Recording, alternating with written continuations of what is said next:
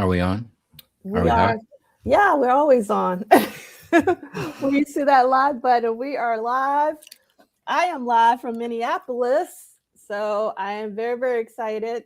But before we get started in my excitement, we just want to acknowledge that there's a lot going on in the world right now. And with that being said, we are week 23 of What Did Prince Do This Week? And it's all about celebration, Arthur. Welcome. Celebration weekend. Yes, I actually celebration like that weekend. design. I actually like what they did with that. I do too, because I also got on the sweatshirt. Oh, that's And nice. hold on, let me do the sweatshirt. Nice purple. That's nice. I love this. Yes. And then they also have a black. Let me get it real quick.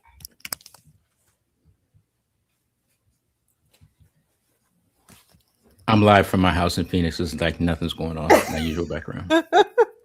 And then they have this black one. Yeah, And that's then nice. then on the back it has, I think I'm trying to see what you can see. Yeah. Yeah. Okay. So I really love the design this year. I think it's really fantastic. But before we get into celebration, I want to say first in the chat is Boombox Guru. We had a rocky week, but we are in Minneapolis now, so we are very excited. And we have Andre Staley. What up, though? Yes, this is your week because it's all about Detroit in 1986. So I'm so happy that you are here, Andre. And then we got Realign the DJ, representing Jesse. Grateful for another groovy day. Shaka. Well, it's not Shakadelica, but my Shakadelica, you know the comment that Prince made that Prince was gonna have Shakadelica be relegated to him. And whenever I think of Shakadelica, who do you think I think about? Prince. And so Well, it's 5 o'clock somewhere.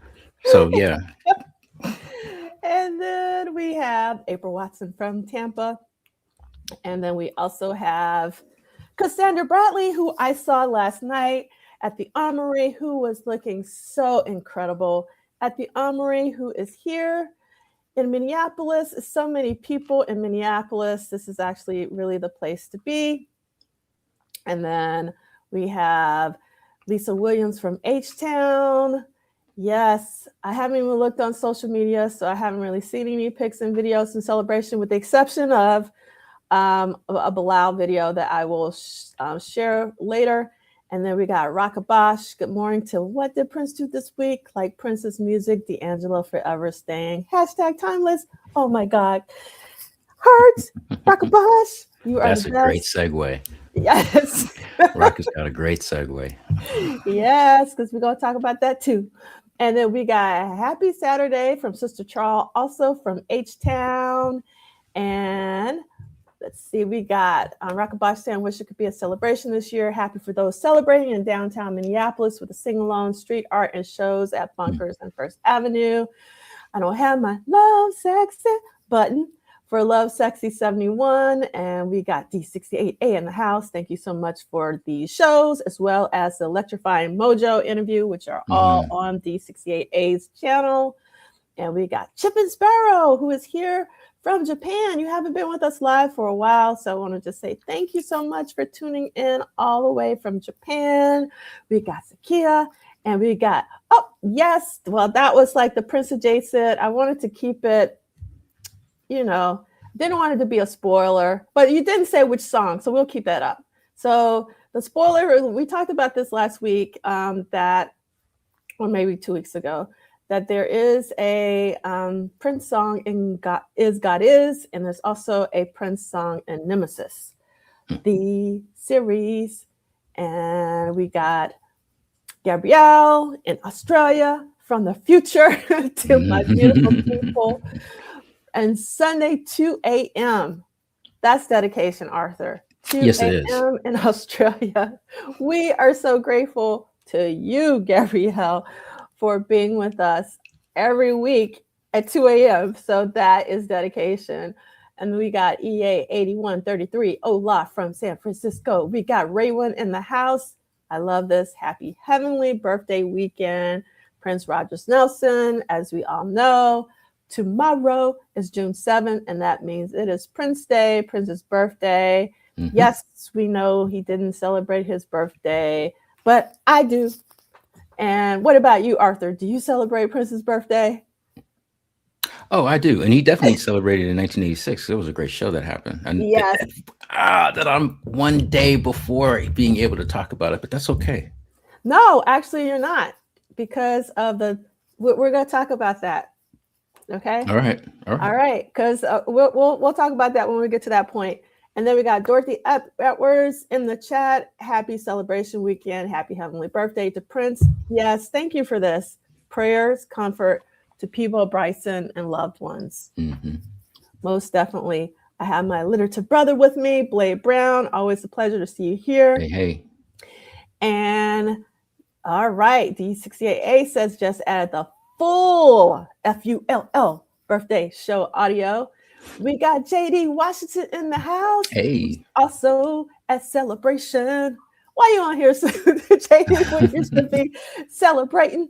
It was so great to see you. And we have Lisa Williams, who's happy that Arthur is here. I am happy that Arthur is here. I am too. Yes. Def and Arthur in the morning.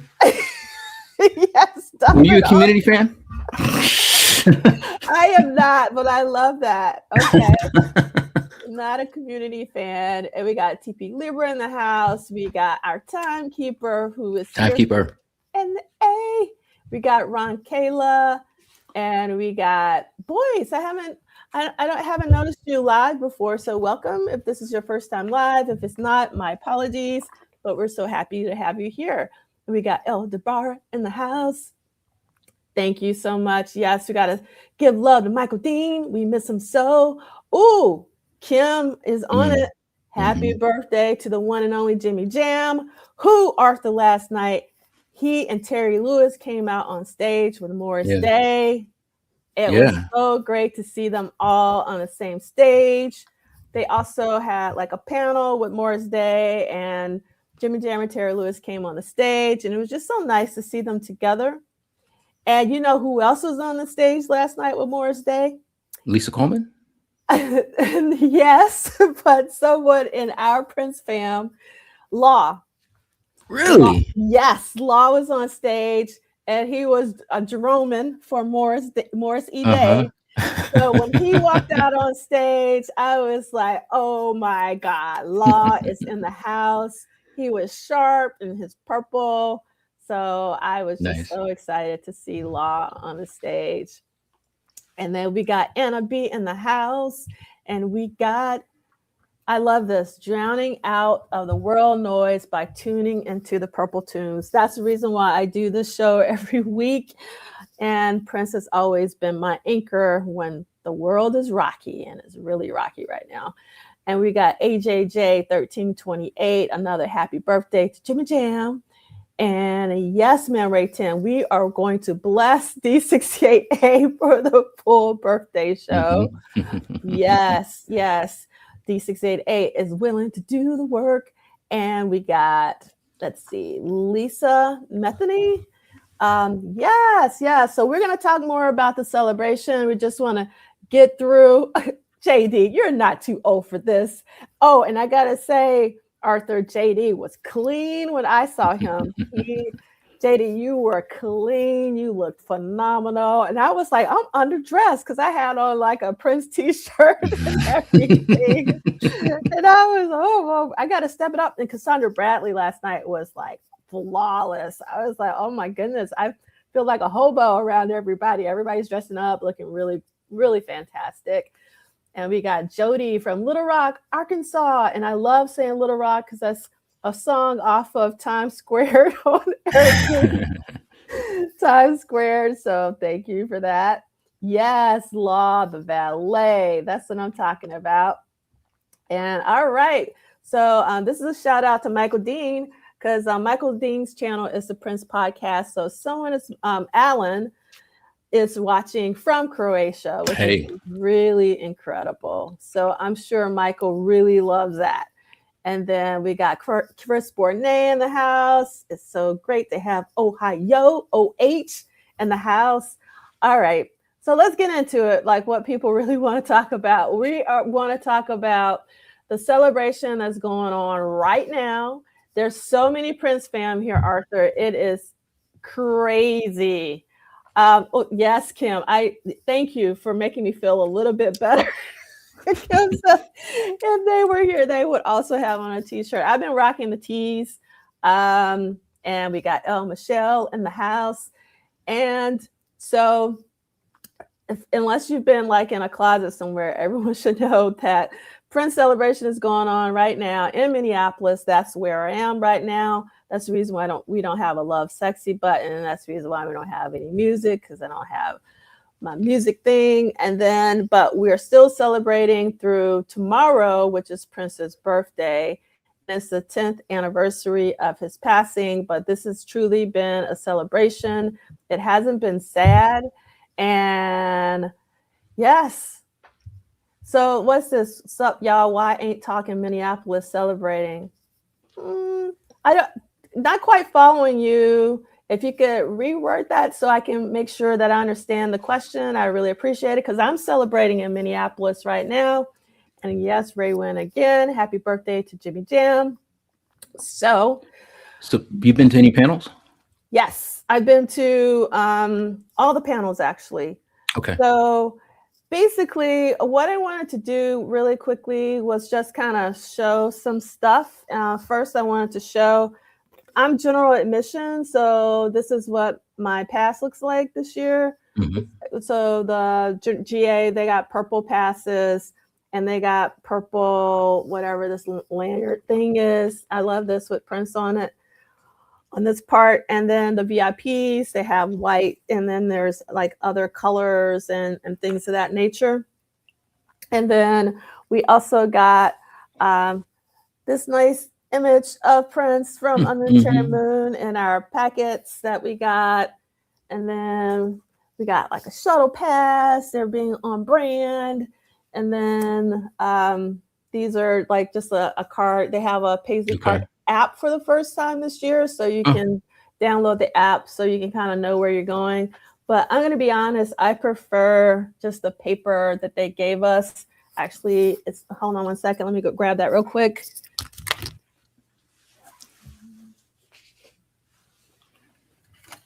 I'm looking at these chats, and yeah, Kim, I'm gonna need that t-shirt also. So like Erica Badu, Arthur, I'm an analog girl in a digital world. Yep. So F that app. This is all I need. So basically the schedule here, which has been great. So the GA has a separate track than the VIP people. And so let's talk about the panel. So I already discussed that there was a panel yesterday with Morris Day, who was by himself. And then at the end, Jimmy Jam and Terry Lewis joined him. And then we took a break, and then Jimmy Jam and Terry Lewis came back. And it was by far my favorite panel that I've seen is Jimmy Jam and Terry Lewis, because they know how to tell stories. Everybody knows that. Jimmy Jam knows how to tell a story. Also, Terry Lewis is very talkative, which I was kind of surprised by. So it was just really great to see them on the stage. It's always great, to hear from Morris. And then there was also a vault conversation with Prince Legacy LLC, which is Londell and Charles Spicer, as well as a representative from Primary Wave. And it was also a family member there, Johnny Nelson. So that happened yesterday. And then when it was Thursday, because I'm really bad with dates and stuff, we basically had an incredible conversation with Bootsy Collins. I think, in terms of the Prince content, like Jimmy Jam and Terry Lewis was by far my favorite panel. But in terms of just panels in general, Bootsy's was my favorite because he was just so inspirational. And he also talked a lot about James Brown, of course. And I always like hearing about James Brown. But the one thing that I really appreciated about Bootsy is like when he came on stage, the moderator, who's a local broadcaster, wanted to talk to him about him, he was like, hold up, let's talk. Mhm. Let's remember why we were here. Let's talk about Prince. And I love that. Like, he didn't have to do that. And he just, really made sure he kept like trying to center Prince in the conversation. And he kept saying, this is not about me. This is about Prince and all of that. So no, the Prince celebration, Raywin, is run by, I say the Prince estate, but they actually, during the vault panel, the one thing they said is the estate no longer exists. I should stop saying that, but the reason why I say the Prince estate is because it's just so much shorter and easier to say than Prince Legacy LLC and Primary Wave. So instead of saying Prince Legacy LLC and Primary Wave, I usually just say the Prince estate. But Londell did point out that, the estate is over. So, let me ask you though, the Sure. vault panel, so there was a lot of, and I know we're going to get to Timeless. There's a lot of talk about the possibility of not having a deluxe parade box. Was there any insight or revelations on that? That's a good question, Arthur Turnbull. So, yes. So let me say this. How can I put it? So first of all, I actually took notes, but then I lost my notebook, which I'm not very happy about. But one of the things they said is, we know that you want a parade box set. So they are fully aware that we want a parade box set. And their answer was essentially, all these things take time, to like digitize. They want to do things so that they are timeless and not just rush things. I mean, they kept saying that, with the theme of, the new release, timeless. They just kept talking about how, and it does, I understand it takes time to put these things together. You have to find things in the vault. You have to bake tapes. They want to preserve tapes when they want, when they can. So it's like a slow process. They did say that they were going to, really continue to archive and digitize as much as possible, but they were saying that there's like, the Primary Wave representative said that there were over 1 million pieces of assets. They didn't say what kind of assets, whether that's video or audio. And then Londell said something like, almost 1 million. So to make a long story short, there's a lot of stuff in the vault. And they still are cataloging it, finding out actually what is in the vault. And then once they find out, and another thing that they made a point of saying is, when they find one thing in the vault, then they need to figure out if there are other things that are related to that one thing. And because you don't know where things are, because you know how Prince did, Prince would, I'm sure you've heard that sometimes there are things on certain tapes that are marked one thing, and then there'll be something else on there that's not even marked. So you literally have to look through or listen to the whole thing to kind of figure out like what's actually going on. So, yeah. It's like, man, who's got that job? Who's got the job of, man, I just gotta, I gotta get through Prince music all day today. Like, that's my job. I would love that job. I could be there forever, because that's what I geek out on. Like, as a researcher, you want to find like new things. You want like, what's on this tape, so you could just lock me in there and I'd be happy. Just send me in some crab legs every so often. And a salad. And a salad. Yeah.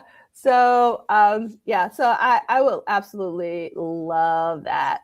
So I saw a comment in the chat that the session that they were at, Londell essentially guaranteed both the parade box and a 3121. There we go. That's JD. So, okay. All right. So let's get this, let's break this down. I'm just GA. JD is VIP. So, all right.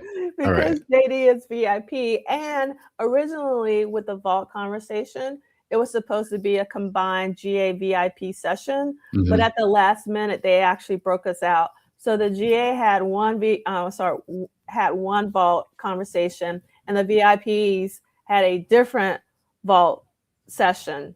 So I'm happy that JD is actually putting this in the chat, because Londell did not say that in the GA Mhm. section. Mhm. He did not guarantee. He just said, we know that you Yeah. want this parade.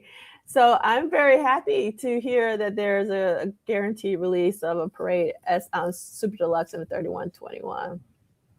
Yes, I'm very sad about this. I put my phone number and my email in it, so I was hoping that if somebody found it, that they would reach out to me, but that isn't the case. And then someone had one thing that Morris Day announced is that there's going to be like a Color of Success, like remaster and all of that. And I noted that someone posted that in the chat as well. So yeah, here we go. D688 is saying Morris Day Color of Success Deluxe Edition being released June 26th. It includes rare unreleased mixes from Warner Brother Vaults. And the funny thing about Morris's panel was that, you know, he would answer questions, but he would always say it's in the book.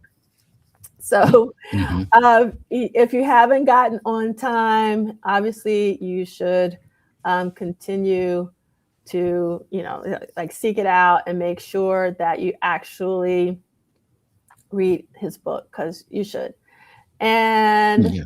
so Anna B is saying, are you lodging closer to Minneapolis or Chanhassen? I stayed in Edina before knowing most events were in the. I'm downtown because I looked at the schedule. Normally I would stay in Chanhassen if all of Celebration was at Paisley Park, but this year, at least for the GAs, our only official Paisley Park day is on Sunday, tomorrow, Prince's birthday.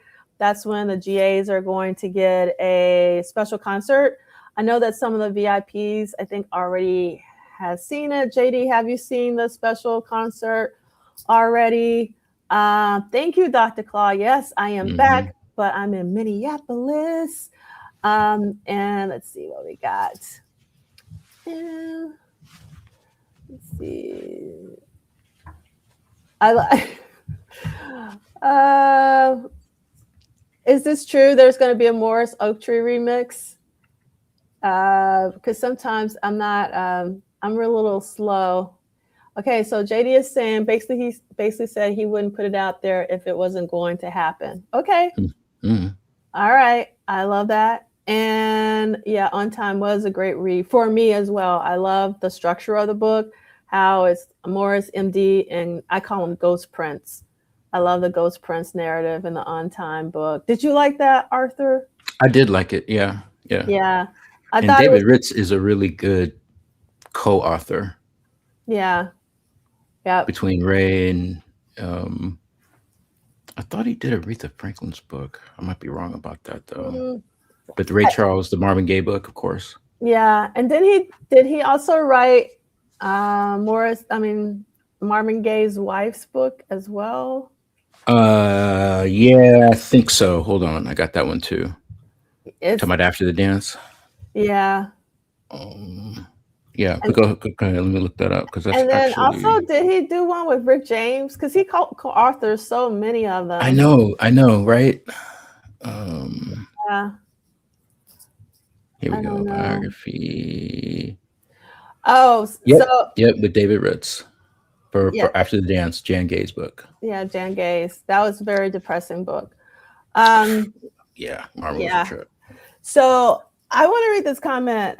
So is it Sima does 16? I apologize if I'm pronouncing that incorrectly. So one thing that Londell said in our session, and I felt like he was talking directly to me because I've said Mm, this. He was like, for all you people who talk about you want to hear stuff before you die, hmm he was like, you're not going to hear everything. So yeah. so, did you get an idea of an attitude of either dismissiveness or exasperation between either McMillan or Spicer in their comments. It's like you've met Charles Spicer. Yes, And I like, mean, you were in the room well, I'm and not necessarily in the room. I've well, met in the Charles room on of the panel, I'm saying. yes, and I have also met Londell, and Londell has been nothing but nice to me personally. So I have, so I can tell that they're frustrated. And one of the things that they really tried to communicate is that just hold on. We're only 3.5 years into, having, of being in control. And then also it is a partnership between, hello, Dwayne Tudor. How are you this day? It's so great to have you here as always. Yes, you got to say hello to Dwayne. All right. Okay. So Theo who is actually here in celebration, and Theo is also VIP. So Theo is saying very dismissive and condescending. Londell took all the air out the room. He cut off Charles and the other panelists multiple times. So again, I was in a different session than Theo because Theo's VIP and I was GA. So, and also they did the VIP one after they did the GA one. So they could also have been tired. And also, as someone who runs events, because one of the things that Londell said that was very telling is the moderator asked him a question and he was like, can you repeat the question? Because I'm thinking about the rehearsal. And I can understand that, like, you're there, but you're not really there. Like and I can imagine like what he's dealing with, because celebration this year is happening at so many different locations with so many people, in terms of, talent, moving parts, that he has to wrangle and make sure. And so I can totally understand being distracted, maybe being a little frustrated because you want to make sure everything else is kind of lining up. So it's easier said than done. But as Anna B said, the frustration is loud, meaning that they want us to like just be patient and stop complaining and all of that. So that's the vibe that I got, is that they are working on stuff, but they want to make sure that, and also one of the things that they pointed out, Arthur, that I think is really important, and you'll understand this as someone, you have a crew of people like the music snobs. And I'm sure sometimes you don't align, meaning like not you personally, but everybody in the music snobs do not align on a direction, about an episode or even like a year. And Londell was saying that we also have to, as Prince Legacy LLC, as well as Primary Way, which is a whole other thing, that they have to be in partnership, and those conversations take time, to work out, well, I think this should come out, and I think this should come out. We should do it this way. We should do it that way. So that was interesting. He also talked about the Diamonds in Love box set, and he talked about why they quashed it. He didn't really go into a lot of detail of why, but I thought it was interesting that he brought it up, because I, for one, would have loved to have gotten the Diamonds in Love box set. And he obviously also talked about the Netflix, documentary as well. So there, he was doing what I call like a preemptive strike. Like he kind of knew all the things that the fans wanted to talk about. Yeah. So he was trying to kind of get ahead of enough. Yeah. If that makes any sense. So, yeah. And then at the end, they took questions. So one of the things that frustrated me personally about the Vault panel was that there was a lot of preamble. And what I mean by that is that they had a moderator. There were a lot of questions, about, how timeless Prince is and stuff like that. And that went on for a long time because I didn't think that we were going to even get to audience questions. And then when we did get to audience questions, I was surprised at how many we got through, but there were still so many people who wanted to ask questions that weren't able to because we ran out of time. Okay, sure. So like if we had, if they would have asked the preamble and just really got into, we want to hear from you, and lined up everybody, just go boom, boom, boom, boom, boom. But it was like, one mic wrangler running around this huge room, so like one person, like, a hotel conference room, how they're huge because we were at the Hyatt in downtown Minneapolis. And I really felt for that person running around. But like if they would have just had like 2 mic stands set up and the people just lined up so they could, then they could done more like boom, boom, boom, boom, boom. Yeah. Okay. So, yeah. So, I mean, it's Cynic, in terms of the talking points, is really simple. I mean, as long as it's up to Londell, that doc is not coming out.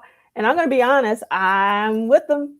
So I know that someone said, I think during the I Want to Use symposium, that I said that I wanted it out. I never said that. So I don't know where they got that from, because for me, like if a documentary, okay, let me step back. So Arthur, I had to go see Michael with my mom because my mom loves Michael Jackson. Yeah. And anything my mom wants to do, I'm going to do it. Okay. So I was really interested in seeing how, because, the Michael biopic is doing amazingly well. It's being very well received by fans. It's being really, and it's one of the people and one of the younger fans that were in our vault conversation actually brought up Michael and how well that was doing and how that was putting Michael back on the charts, and how if something similar could happen for Prince, then, Prince could be introduced to a younger audience. And also, he would also be kind of, his music would be brought back on the charts. And one of the things that I really loved about the Michael biopic that I was just, I'm going to be honest, the whole time I was watching this movie, I was thinking about Prince though. Like, okay. So I'm always going, okay, this is what Prince is doing during this timeline. Yeah. This is what Prince is doing during this timeline. And then also, like what would happen if there was a Prince biopic? How would you do this? Blah, blah, blah, blah, blah. But the one thing that I love about the Michael biopic is that they really, for the most part, focus on the music. There was obviously the father-son dynamic, which is really important to touch on when it comes to Joe Jackson and Michael. But for the most part, I absolutely love that it was really focused on key moments, like the Motown 25 and, just the music, and like, and making Thriller and like that's what I would want for Prince, like centered on the music and not on this other stuff that based on the interviews that I read with people who were in the documentary or were interviewed for the documentary, it was not going to be centered on Prince's music. So why are you going to create a documentary about one of the, in my opinion, the best musician who has ever lived and not center it around music? So why do we need a doc that's not going to center Prince as a musician? I don't get it. So I'm with Londell when it comes to that. So I'm happy that he quashed it personally. So that's just me. So Cynic, this was not addressed in my session. Maybe JD can say, or Theo, if this was discussed in the VIP vault conversation, but it wasn't discussed in GA. I love this. So Dr. Claus saying, I would say the music was there, but Michael was humanized in a way he's not been allowed to in mainstream media for the longest. Yeah, I had appreciated that angle also. The only real criticism I had about, and I generally don't like music biopics. My wife, she kind of laughs at me because I'm kind of a snob over that. Yeah, But I'm with you. I'm with you. despite it, I really did, I really did enjoy this. And you can only tell so much of a story in 2.5 hours. All of that aside, what I what I what I thought was under either underutilized or just not driven home was really just how famous the Jackson Five were. Yes. Period. Before you even got to to Off the Wall, and they did touch on that in a couple of scenes. There was one scene when Michael's in his bedroom and they're showing him through the mirror, and you see some caricatures of himself, like in the left bottom corner of the mirror, and that was a reference to the Saturday morning cartoon show that they had. And then you had the conversation between Michael and his mother over ice cream, and he talks about, well, I'd love to go, and play with kids my own age, but all they want to do is look at me and take my picture, and so slanting that isolation and the fact that they, had this bubble around them. But because there was also this sort of disconnection between Michael and his other brothers to make him special, to make him different, to make him right, you didn't really get this idea of this cohesive, five juvenile teenage boy band who was big even then, But again, Claw's right. It's like the way that they were able to humanize him, and drop seeds of him being in the hospital and the pain medicine and the morphine, and also his interaction with children in the toy store and actually going to the hospital to visit children. There was this foundationary storytelling that could contextualize the later years when he had the allegations, when there was a trial, when there was all this quote unquote weirdness about Michael, the Vigilato scene in the dermatologist, the reasoning for the reconstruction to the face and stuff like that. Those are very, very, very key moments. Yeah. I mean, so it wasn't just focused on the music, it was humanizing him. But I love that the main beats in the film was kind of chaptered around key music moments, if that makes any sense. Oh no, it makes a lot of sense. Oh yeah. Yeah. So key music moments. Yes. Let me know when you're ready about talk about Timeless, because I'm locked and loaded. Okay, well, I just ready when we want to get to this book, because we're talking about Dream Factory this week. Yes.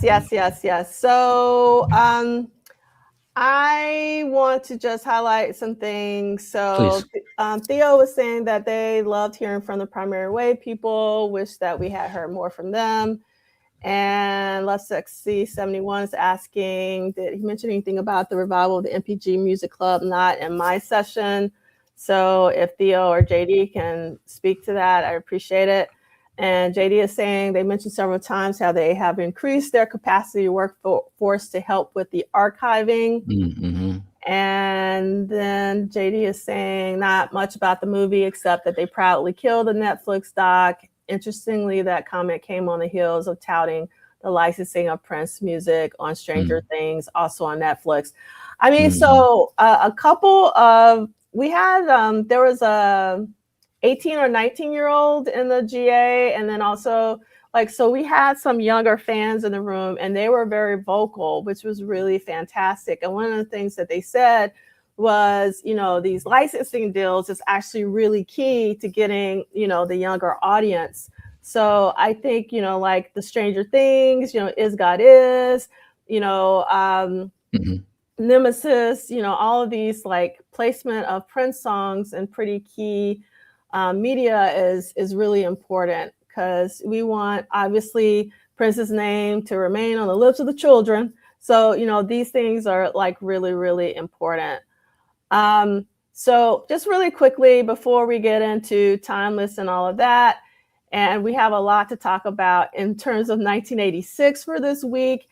And next week, I'm going to try to bring on Theo and JD. If you'd be willing to come on, that would be amazing. I'll try to get Cassandra I'm going to try to get a VIP posse next week, and then probably a GA posse the following week, so we can kind of talk more collectively. But the one thing I really want to talk about is last night. For me, the price, and you could have gotten a single ticket for last night, but for me, the price of Celebration was worth it for last night alone, because there was a combination of members of the MPG and the Revolution, and I'm sure you guys have seen the clips, and I don't want to go into a lot of detail since we're going to also be talking to other people the next couple of weeks, hopefully. But the one thing I want to share is everybody and their mama should know how much I love me some Bilal. And I was just so thrilled to see Bilal on that stage last night at the Armory, because he was almost at the very end, and I was like, what is he not showing up? So I was just waiting and waiting. Everybody, they would keep announcing people, and I would stand up, waiting for Bilal. Then I sit back down. So I was like, when is he coming? So he finally came on stage, and he sung The Beautiful Ones, and he also sung If I Was Your Girlfriend, and he was in a great, this is the time to see Bilal. If you've seen Bilal in the past and you're like, this is the time to see him. I think he's at his peak, or he's hopefully a long peak, because his voice is like the best it has ever been. And he did a phenomenal performance. But I am going to be very honest. Because someone just posted, where is this? Pickled Mama posted, saw him at the 2016 First Avenue show with the Revolution. I did too. And one of those things, and Arthur did too, and one of those things that he did was Private Joy. So because Lisa Coleman was on stage and Bobby Z was on stage, I was like, please, please, please do Private Joy one more time. But he didn't do that. And then the other thing that I really wanted him to do last night was Sister, because he did that went for the Carnegie Hall celebration that he did with Questlove, and it was just fantastic. So I really wanted him to do that. And so Mackenzie was there, and Mackenzie was doing incredible jobs. And you're gonna love this, Arthur. So I think we were allowed to record, and I think Cam was able to get this for you. But Bobby Z was on stage for Uptown, and how he did it. He still had it. It was crazy how incredible that was. And Mackenzie sung Uptown, and I was like, why aren't they having Bilal? And Mackenzie did an amazing. Mackenzie's amazing. But I was like, you got Bilal. Why can't Bilal sing Uptown? So it was really, really crazy. And then Miguel, I had never seen Miguel live. I've never heard a Miguel song. Miguel's voice was great. So it was really great seeing him perform some of the songs. And I'm blanking because I'm not really following the Prince musical, but the lead from the Prince musical was also there. Oh, but you know who I'm not talking about that I should be talking about? Sounds of Blackness. Just I don't know. I have no words. They were so incredible. So Kat Graham, who's the actress and kind of worked with Prince on music. I was a huge fan of the Vampire Diaries. She opened the set, and I really wish that the Sounds of Blackness had opened. And so we'll talk more about that next week and all that. But last night was really incredible. And there was Cora on drums, and and then Bobby Z would come out sometimes, and sometimes Cora and Bobby were playing at the same time. Oh wow! Yes, and then they had obviously Lisa, but then they had Cassandra O'Neill on keys and Morris Hayes on keys. Mike Scott was on guitar, And then Levi was also on guitar. Mm-hmm. Sonny T was on bass. Mm-hmm. And And Tevin then Campbell was there, right? Tevin? yes, Tevin Campbell was there, and he sung Round and Round. I was hoping he was also going to sing Shh, but he didn't. Mm-hmm. He sung Can We Talk. Bilal also sung Soul Sister, like he sung one of his songs. I really wish he would have did Sometimes, because I think it would have been more appropriate for a Prince audience. And Tevin was great. I had never seen Tevin live before, but his performance was super short. And there were some hiccups there, here and there, with some of the, but it's a lot of moving parts. There was a lot of guest singers and mics and all sorts of things. So no, I have no complaints about that show. It was really long, and I really do think that if they would have cut Cat Graham, they also had some clips of Prince throughout. And I don't know about you, Arthur. When I go see a live show, I don't want to see any video. I don't need videos. So there was like little short clips of Prince videos in between. So they had Prince, like when they played like Bat Dance. Yeah. Like perform that live. And when they would perform certain songs live, they would have video of Prince, like from that either music video, on the side, which is great. Oh, okay. But in between, like when the live music would stop, sometimes they would have these videos of Prince speaking, to various things. And I didn't like the videos that kind of stopping the live show to watch Prince at 3 different times throughout the show. Kind of breaking up that energy and everything. Yeah, breaking up the energy. But yeah, it was a really great show last night. They did a really phenomenal job putting that together, and it was at the Armory. So the Armory, 1 year, I can't remember because I'm really bad with dates. One of the big screen shows was also at the Armory. So it's nice to be able to go back to the Armory. And the sound was amazing at the Armory as well. So it was a really, really great venue for that show. So, all right. So let's keep it moving, because we can talk about this forever. And I didn't go to either one of these, so I'll let somebody else speak to this. I was too tired when I got in on Wednesday night to go to the First Avenue show, but I heard that Shaka did not have a live band.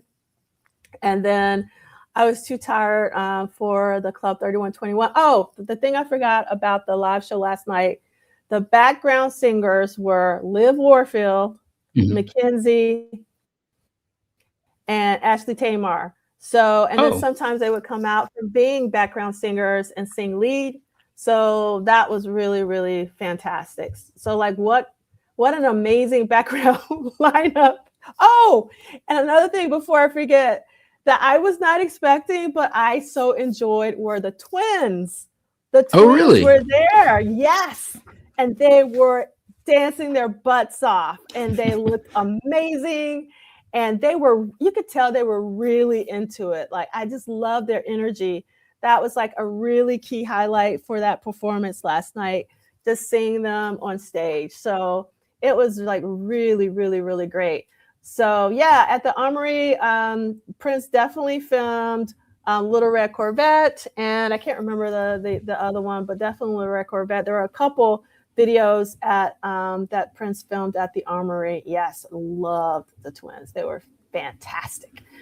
Okay, so today, for those of you who are in Minneapolis, there's obviously a block party that's going on that is co-produced by Pace Park and the city of Minneapolis. They want 10,000 people. That was what was told to us, to show up to sing along at 4:30 p.m. And it's really close to First Avenue and where the mural is. So that's going on later today. There's also a PRN alumni meet and greet that's happening roughly at the same time, 2 to 5 p.m. at the Spitz Mediterranean restaurant on Hennepin. And then this is what I'm waiting for, Arthur. There is going to be a Live for Love charity event tomorrow on Prince's birthday, and it's going to feature Sheila And I'm sure if it's anything like the video I saw from LA, because they did this in LA, and I was really bummed that I couldn't make it out there. And like Andre Simone showed up, like all these different people showed up. So who knows who's going to show up tomorrow for Prince's birthday. So I am extremely excited about this.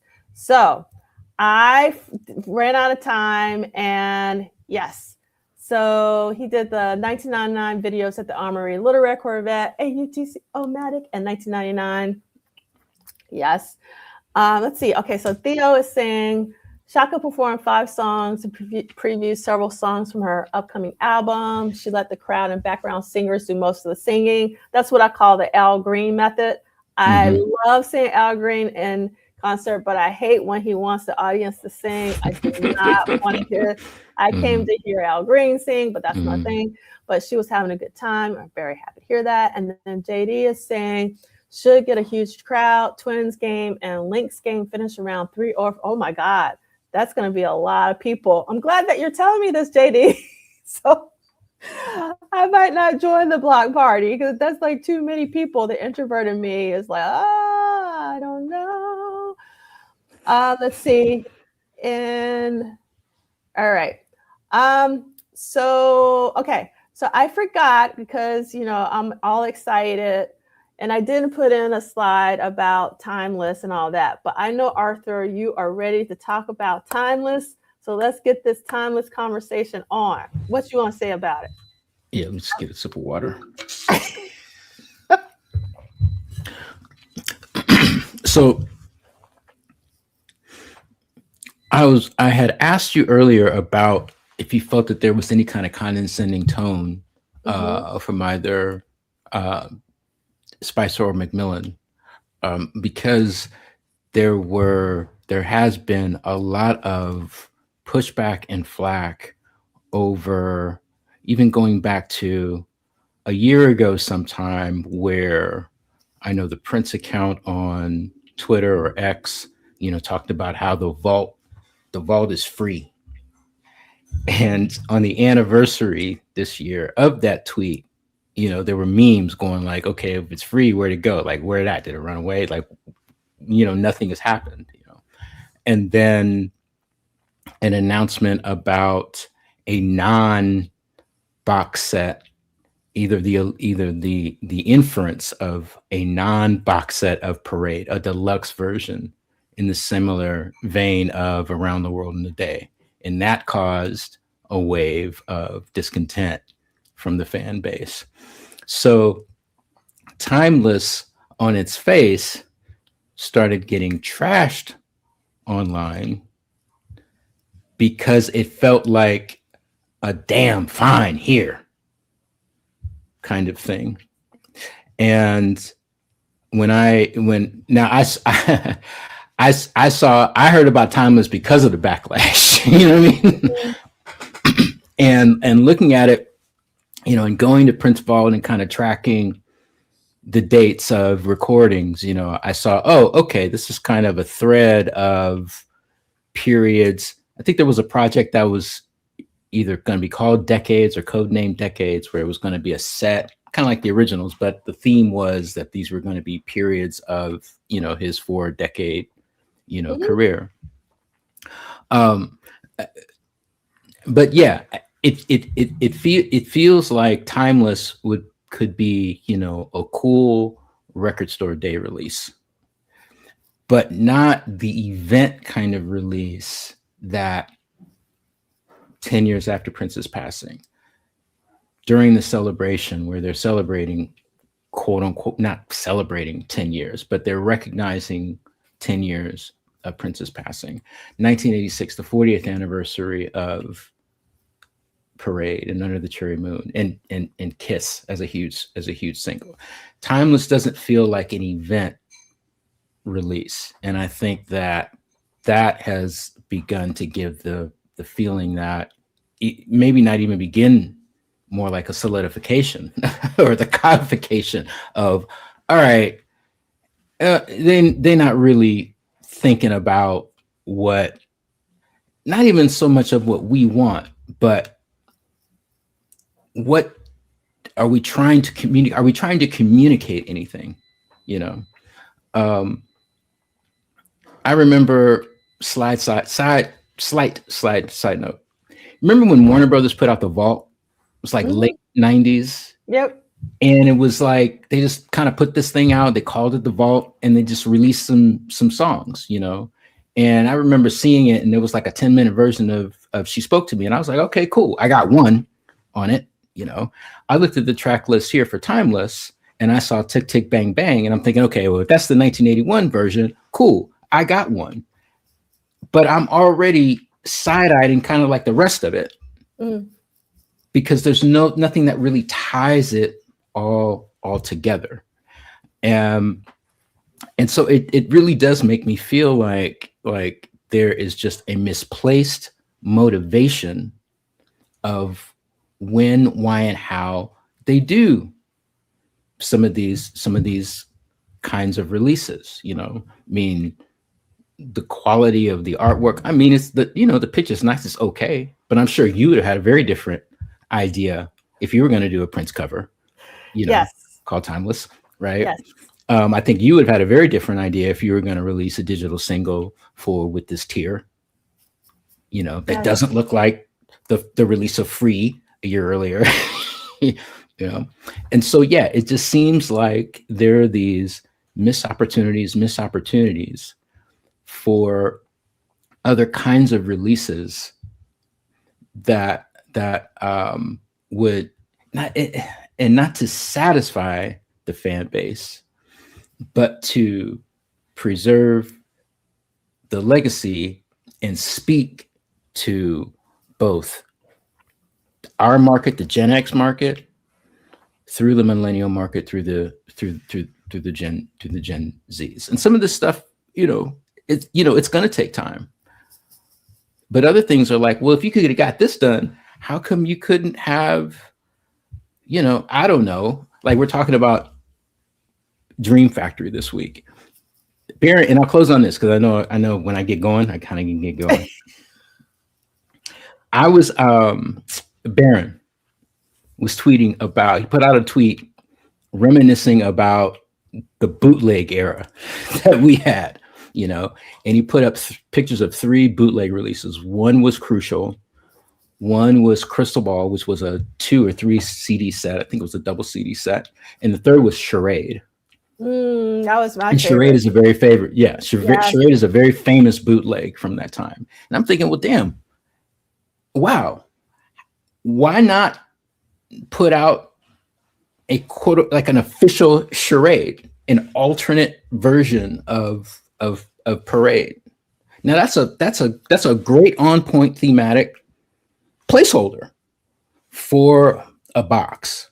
Now, is there some back and forth that you need to have to do with Primary Wave or Warner or something? Like, I don't know. But y'all got this done, and you got this out the door.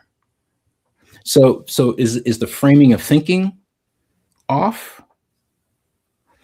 Or is there some larger agenda, that we're not, because see, I'm the guy that always says, this is not that hard. This is not hard to do. The Bowie estate is able to do this. The Miles Davis estate is able to do this. They've got a 7 release series called the Bootleg series for Miles Davis. Mm-hmm.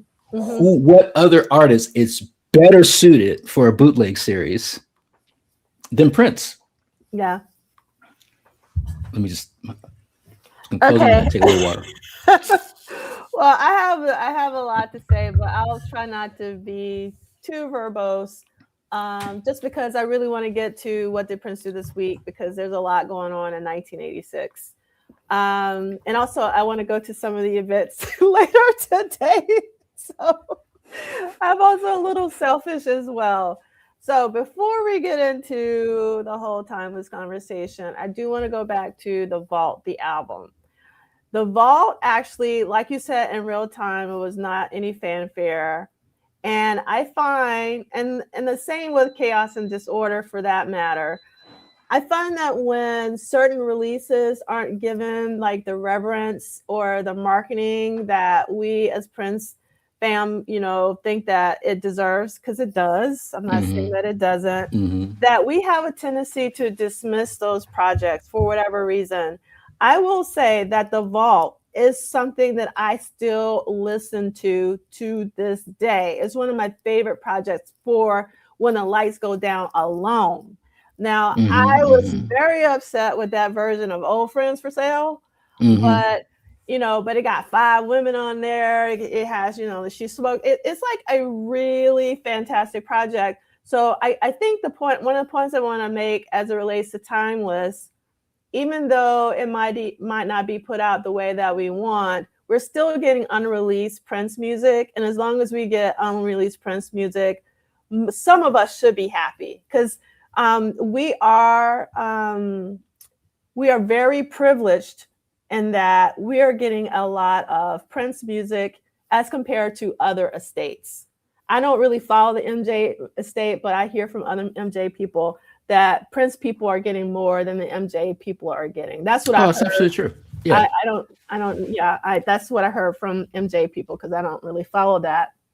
But I know I follow Bowie, Right. and I Right. know Bowie is getting a lot, So I just want Prince to be seen at the same level of a Bowie because that's who he is. I mean, there's not like, we don't need to debate this, like they're on the same level. So if Bowie can get all this stuff, Prince should get all this stuff. That's the way that I Mm-hmm. see it, right? Don't get me wrong. I mean, I am absolutely putting that marble vinyl edition of Timeless on my Father's Day gift list. I am not. I know I'm. I know I'm trashing this release. That's not my motivation. It's where my Mhm. energy is coming from. Yeah. Um, but I just really, really, really do feel that there needs to be a fan in the room to contextualize some of this. Yeah, no, I don't disagree with what I mean. I don't disagree. So I want to put up this one comment that someone posted that I really, really connect with 1,000,000%. And this is Elder Barr's comment. I've decided not to get negative anymore about expected music releases because it's gotten overly nasty Yeah, the it has. last few days, particularly online. Now, they could just go like, "We're not giving you nothing." Yeah. We're tired of you. But obviously, they can't do that because they want to make money. But in theory, I mean, they could just like cut us off if they wanted to.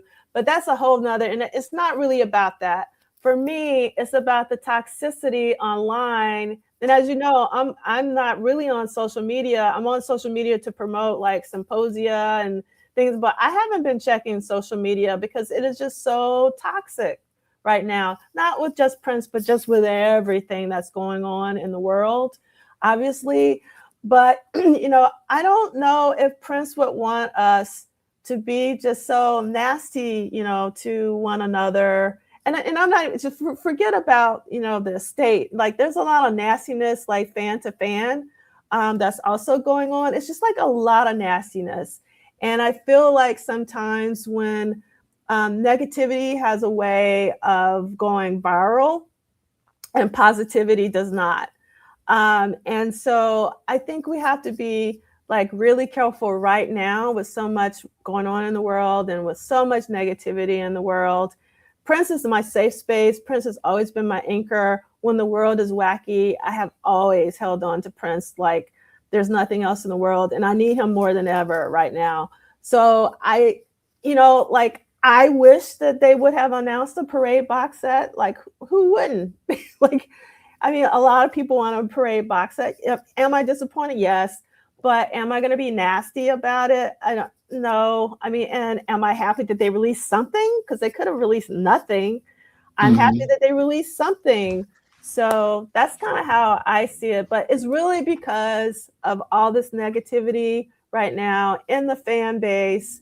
And I just, Prince wants, he recorded a song called Positivity. Have you had your plus sign today? So I just think we need to keep that in the foreground. No, and I do agree. And I don't I I don't engage like I'm saying this to you and the family that's joined us today, like I'm saying this to you so you can Yeah. hear my tone, you can hear my timbre, you feel my energy, and And you, especially knowing me, you could probably feel the love that's in what I'm Of actually course. Of saying. course. You type that out in a tweet, it can be assigned whatever voice, it is that you want. Yep. Um, I'm thinking that a lot of this is generational, you know, like so let me give you a fast example. Let's say there was a project that was done by Prince Legacy LLC that took singers and musicians, right? current popular, current, come up and coming, right? And they did a compilation Prince tribute album, right? Now the idea, and I'm just pulling this out of the air, the idea of Bruno Mars covering a door might be sacrilege to you and I, but that tracks for somebody else, Yeah. right? Thundercat doing something, we might dig it. That either may fall flat or track with someone younger than us. Same for someone like Steve Lacy, right? Some of the stuff can work. Some of the stuff can work. Some of the stuff can't for us, but for generations down the pipe, it does. And so now what you've done is you've kept Prince relevant. You've served the same fundamental purpose of the tie-ins to Stranger Things, the tie-ins to Is God Is, right? And you're moving this forward. I'm not saying that Timeless does not do that. Mm-hmm. It does help for the consistency. It's fun to buy a new Prince record for me. I just want to buy the record because I'm buying a Prince record, right? But I feel like a certain disconnect is happening. It kind of felt like, that time Londell was in Prince's house and there was some song playing. Can we find that song? Because I really liked it. Let's put it on that because that's unreleased. I don't know if I'm really making sense, to be honest with you. Well, you actually just something you just said really hit a chord with me, and you just said you just want a new Prince album. So one of the things with the previous incarnation of the estate, this is not a critique. This is just a fact. We almost had something every year or every 2 years that we could look forward to because they would announce it. Mm-hmm. And it was almost as if Prince were still here. Originals, we're going to get piano on the microphone. Yes. The 1999 Super Deluxe, the Sign of the Times Super Deluxe. Even though I wasn't happy with the Sign of the Times Super Deluxe, but, I was happy that we got the Sign of the Times Super Deluxe. Yeah. Because one of the things about being a Prince fan that was critical to me, and probably one of the number one reasons why I was a Prince fan, was because I could always count on Prince to deliver something almost like a clock every single year that I could look forward to. So for me right now, that's the element that's missing, something that has been announced with a clear date where we can really look forward to it. So like, I totally understand because actually JD put in here, do you think this release is intended to tide us over while they work on more complex Super Deluxe versions that are coming? I do think that this is probably I think that also. Yeah, that's what's happening. And another thing that is really important that JD is pointing out is this is a business. The reality is they do need to maintain cash flow, because you've heard me say this a gazillion times. I'm going to say it a gazillion times more. It takes 100 years for a building to become a landmark. I do not want Paisley Park to become an automobile dealership, because it's 100 years is a long time. So we have to spend money in order to make sure that Paisley Park remains. That's one of the reasons why I continue to come back to Celebration, is so that they can keep the lights on, because I can't even imagine what the light bill is for Paisley Park alone. It's 65,000 square feet.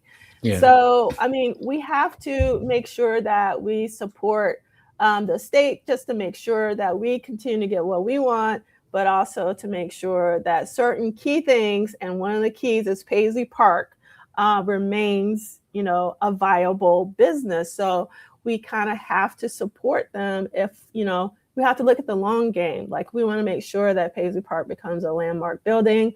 And in doing so, we won't be here in 100 years, but our kids and our kids will be. So we need to make sure that, again, we pass on the love of Prince's music to the next generation and to the next generation. So it's so important that another thing I will say, kind of like, so what we're doing right now, and I know we're doing this on YouTube, so this is a little problematic. Sometimes I wish that this was like maybe a Zoom that I didn't do on YouTube, that it wasn't like the masses couldn't get it, because there's something what my grandmother used to say, it's family talk, like inside talk, and then there's talk for the public or the rest of the people. I think sometimes that the family talk that we have, and we're having a family conversation right now, when certain people see it, they see it as just like totally negative, meaning like, oh, these people don't like timeless, they don't want timeless, and they don't see that we're actually just critiquing, and like, how can this be better? Not that we don't want it, but how can this be better? But people don't understand nuance anymore. Like, we live in a very black and white world, like literally. And so like, if people would just understand, we're having these conversations out of love. Why would you wake up 9 o'clock in the morning when I ask you to join me? If you did not love Prince, you could sleep in. You're like, why do you continue to participate whenever I ask you to? Because you're not doing it. You're doing. I know you're doing it for me because you are my friend. But Absolutely. At the end of the day, you're doing it for Prince. Like, that's who you're really doing it for, because you know Prince's music is important. We want Prince's music to continue. We want Prince to become Mozart, Picasso, like something that is evergreen, that is timeless. That's the reason why they're doing this timeless thing. So because sometimes people can, what's the word? Misinterpret your intent. But one of the things that I love that you said is that if you know who we are, if you understand why we do what we do, you would understand that this isn't really what people call a criticism. There's a difference between criticism and a critique. A critique is when you want something to be better. There's this concept of continuous improvement. I critique myself. Whenever I do an event, I do a debriefing. How could this be better? That didn't work. You know, and so like, everything is not like, oh, you know, for stuff that I do for myself. I'm like my biggest critic. So we just want to make sure that Prince is, so Arthur, I'm gonna be in full disclosure. I want Prince to be revered just as much as a Bowie. Yeah. At the end of the day. Yeah. Because, you know, that's who Prince was to me. Yeah. So I'll shut up, as C. Lee would say.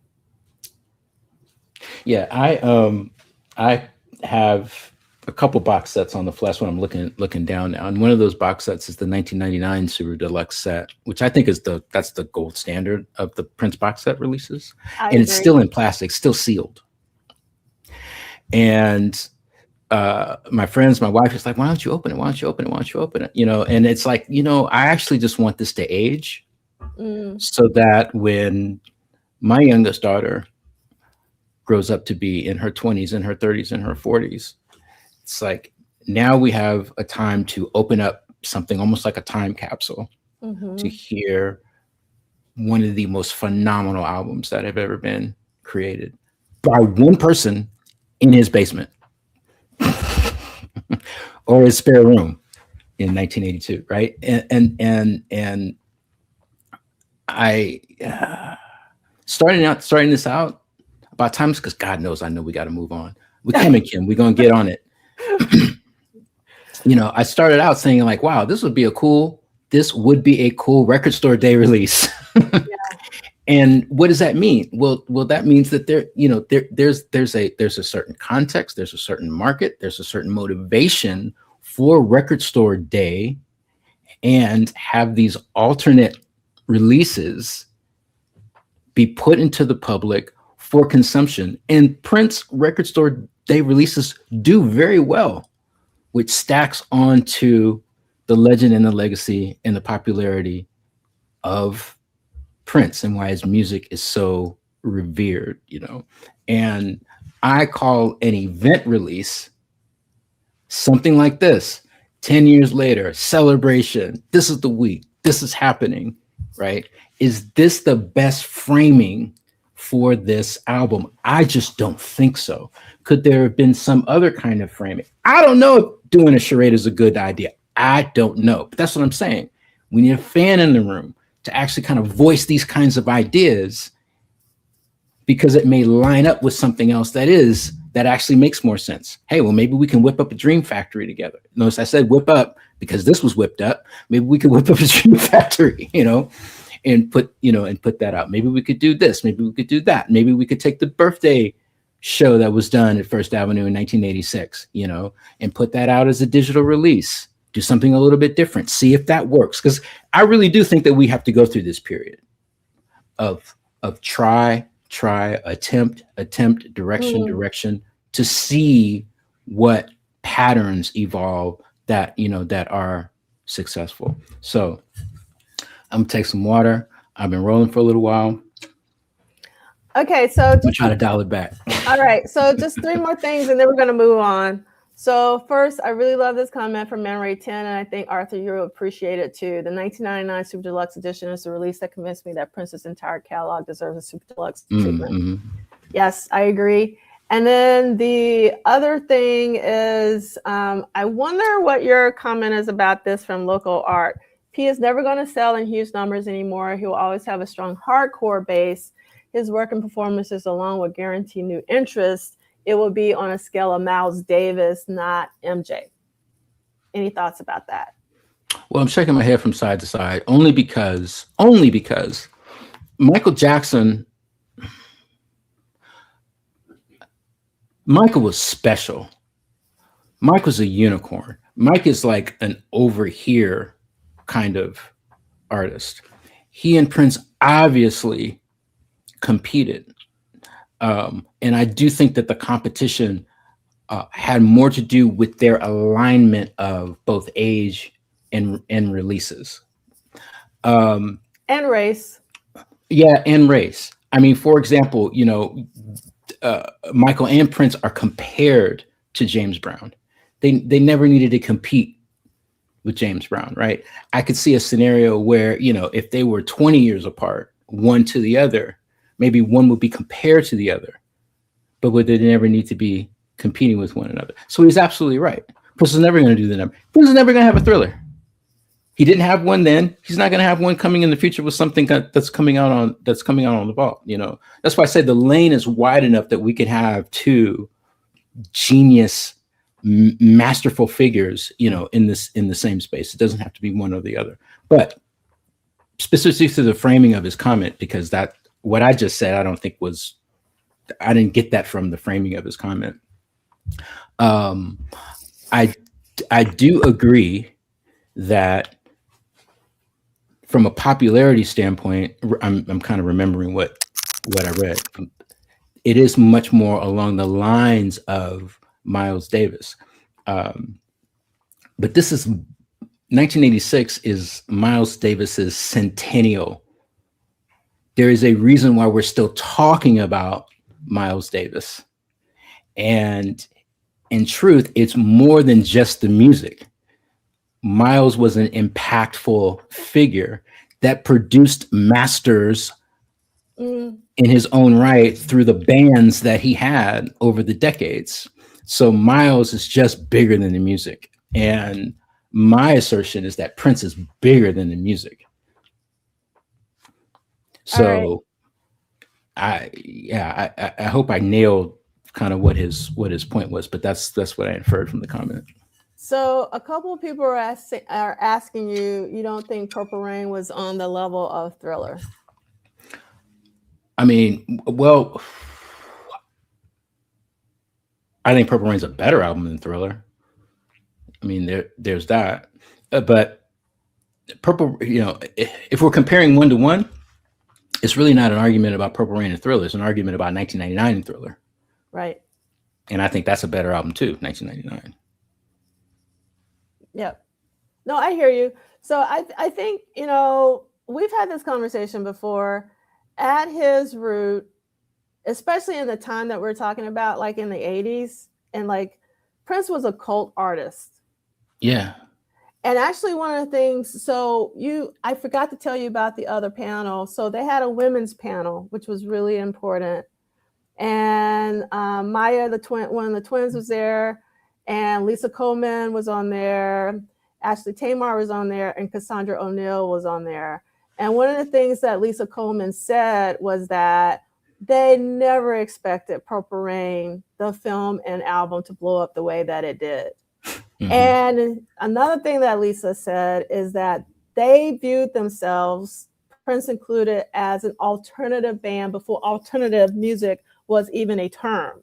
Mm-hmm. So, like, I don't think that, I mean, obviously, you know, I didn't have this conversation with Prince. I don't want to put any words in Prince's mouth, but if, as an observer, it seemed to me that Prince didn't want to be at the level of an MJ because he wanted to make the music that he wanted to make. And once you get as big as someone like Michael Jackson, there are huge expectations. Mm-hmm. And it also kind of puts you in a bit of a box in terms of musical expression. You know what I'm saying?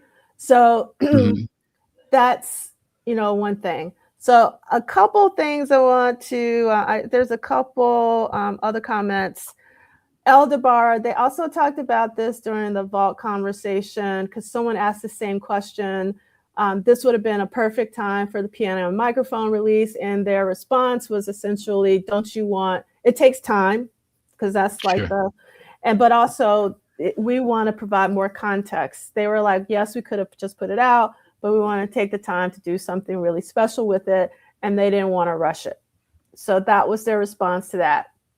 And then EA 8133. Yes, I'm reading the Daphne Brooks, Black Star Rising, and the Purple Rain, the Sun, Afterlives of David Bowie and Prince. Yes, well, yeah, that already.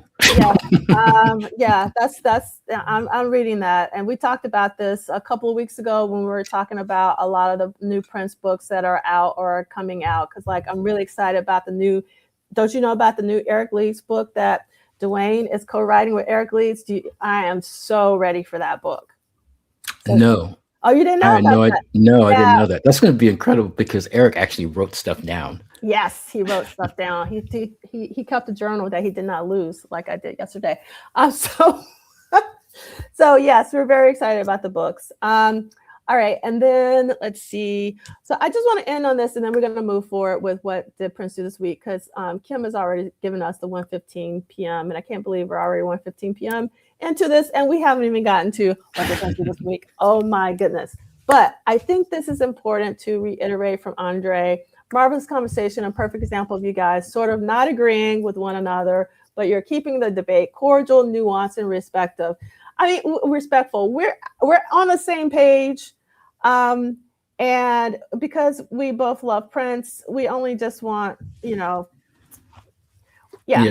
And I did presentations at your symposiums about Purple Rain and Around the World in a Day, and even 1999. I was like talking about this thread of what Prince was doing and how he reacted to certain things. And so I don't want to just kind of like repeat myself and just like burn up time. So a lot of my comments are kind of like, kind of like right to the meat of a thing, but there is a bigger context that I actually, talked about in a presentation form that might be at least helpful to know kind of like where I'm really coming from. Yeah. So, I mean, we're more aligned than you might think just from this conversation, meaning you out in the audience. And the thing is, we can disagree. Like, it's okay if we disagree. So, Okay. So let's keep it moving. So what did Prince do this week? This is important, Arthur. One day you and Celie will understand this. We're going week to week. Yeah. Not date to date.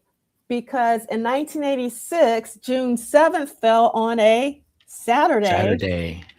So we will talk about the birthday show today. Yes. Get some water. Yes, get lots of water. I got my water. Kim, I got my water. You may not be here to see me drink it because I know you're getting frustrated, but I do have my water. Okay, so we are going to be reading Tuesday, June 7th. I'm sorry, Tuesday, June 3rd through, it should say Friday, June 7th. And Dwayne, if you're still here, You have a typo in the book that we're going to talk about because that should say Saturday, June 7th. But in the book, it says Sunday, June 7th, 1986. So that's the reason why that was wrong because I did this like at the beginning of the year, this thing. Okay, so I don't have my paperback today, but you don't need the paperback to participate, but that has the most up-to-date info. And these would be archived at Polysolus as well as at MDean. This is our hashtag. They say, I guess I should change this to Prince Legacy LLC and Primary Wave of Prince Francis Nelson is not affiliated or connected with the What Did Prince Book Club series. This is an independent endeavor. And our community guidelines, which Arthur and I have been modeling, we choose to be a community, even when we disagree slightly. All right. Or disagree straight up. And then we are week 23 of 1986, episode 175, Arthur. That's a lot. Congratulations.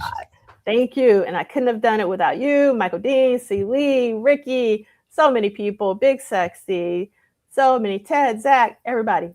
Okay, so this week, what happened? In 1986, 2 studio sessions and 2 live concerts. Let's break it down. So on Tuesday, Sheila E was in the studio by herself, Sunset Sound, finishing up the Sheila E album, which is Sheila's 3rd eponymous LP. And they were working on edits and crossfades for Pride and the Passion, Love and Sex, and Soul Salsa. I don't know about you, Arthur, but I really wish that Sheila's version of Love and Sex would have remained on Sheila E because it is still unreleased. Yeah. I was a big fan of Sheila E's 3rd release. You and big fan of that album. But actually, I think Sheila loves Sex Symbol is his number 1, but he also loves Sheila E a lot as well. I remember the you know what? Let me put that off to the side because I want to make sure we stay on point. I really like that Soul Salsa was on this album. I like when she has an instrumental song on an album that really showcases her skills and where she comes from a percussive and so-called Afro-Cuban or better term for it, perspective. I wasn't a huge fan of Mercy for the Speed of a Mad Cloud in Summer from Romance 1600. I was a big fan of Soul Salsa. So this is where we flip-flop. I was the opposite. Yeah, okay. All right. Yes. My ears might not have been ready too. You know? I mean, I'm a low-level teenager. Still trying to spark. Yeah. No, but I will say that when I saw the name of the song Soul Salsa before listening to it, I was extremely excited because by that point I had already found Sheila's albums with her father, like Happy Together. Okay. And I loved them. I listened to them like they were really good. And I was hoping that Sheila would have really locked into her Latin roots musically earlier, like during this time period, not with just one-offs. Right. Because like another thing that happened around this period, I think it might have been, it's 86 or 87 is, or maybe 88, Latina Familia. It was a DVD and it was her father, Tito Puente. Oh. And it was incredible. It's still to this day, if I watch Sheila in that, I come to tears. Like she is like so phenomenal. You got to look it up. Like it came out on Laserdisc and it came out on VHS, and I had the VHS. I've been waiting for decades now for it to be released on DVD or Blu-ray. It hasn't happened. I'll add it to the company playlist and I'll send it to you separately. But if you do your Googles, someone has posted it online and it is phenomenal. So particularly after I saw Latina Familia, I was like, Sheila needs to really, and now she has, but like in real time in the 80s, I really wish that would have happened. So let's see. And then let me pull up, hold on.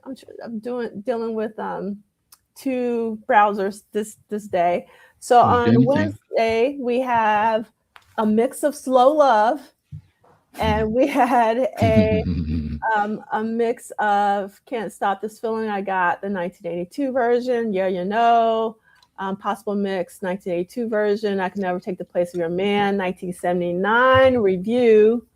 I still can't believe that song is from 1979. So he pulled it out and reviewed I Could Never Take the Place of Your Man from 1979 on this day, on Wednesday in 86. And then, Arthur, the Dream Factory album is assembled.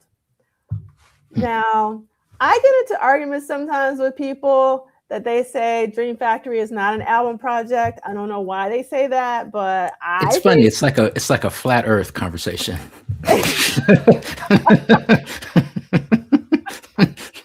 Yeah, I've gotten into those too.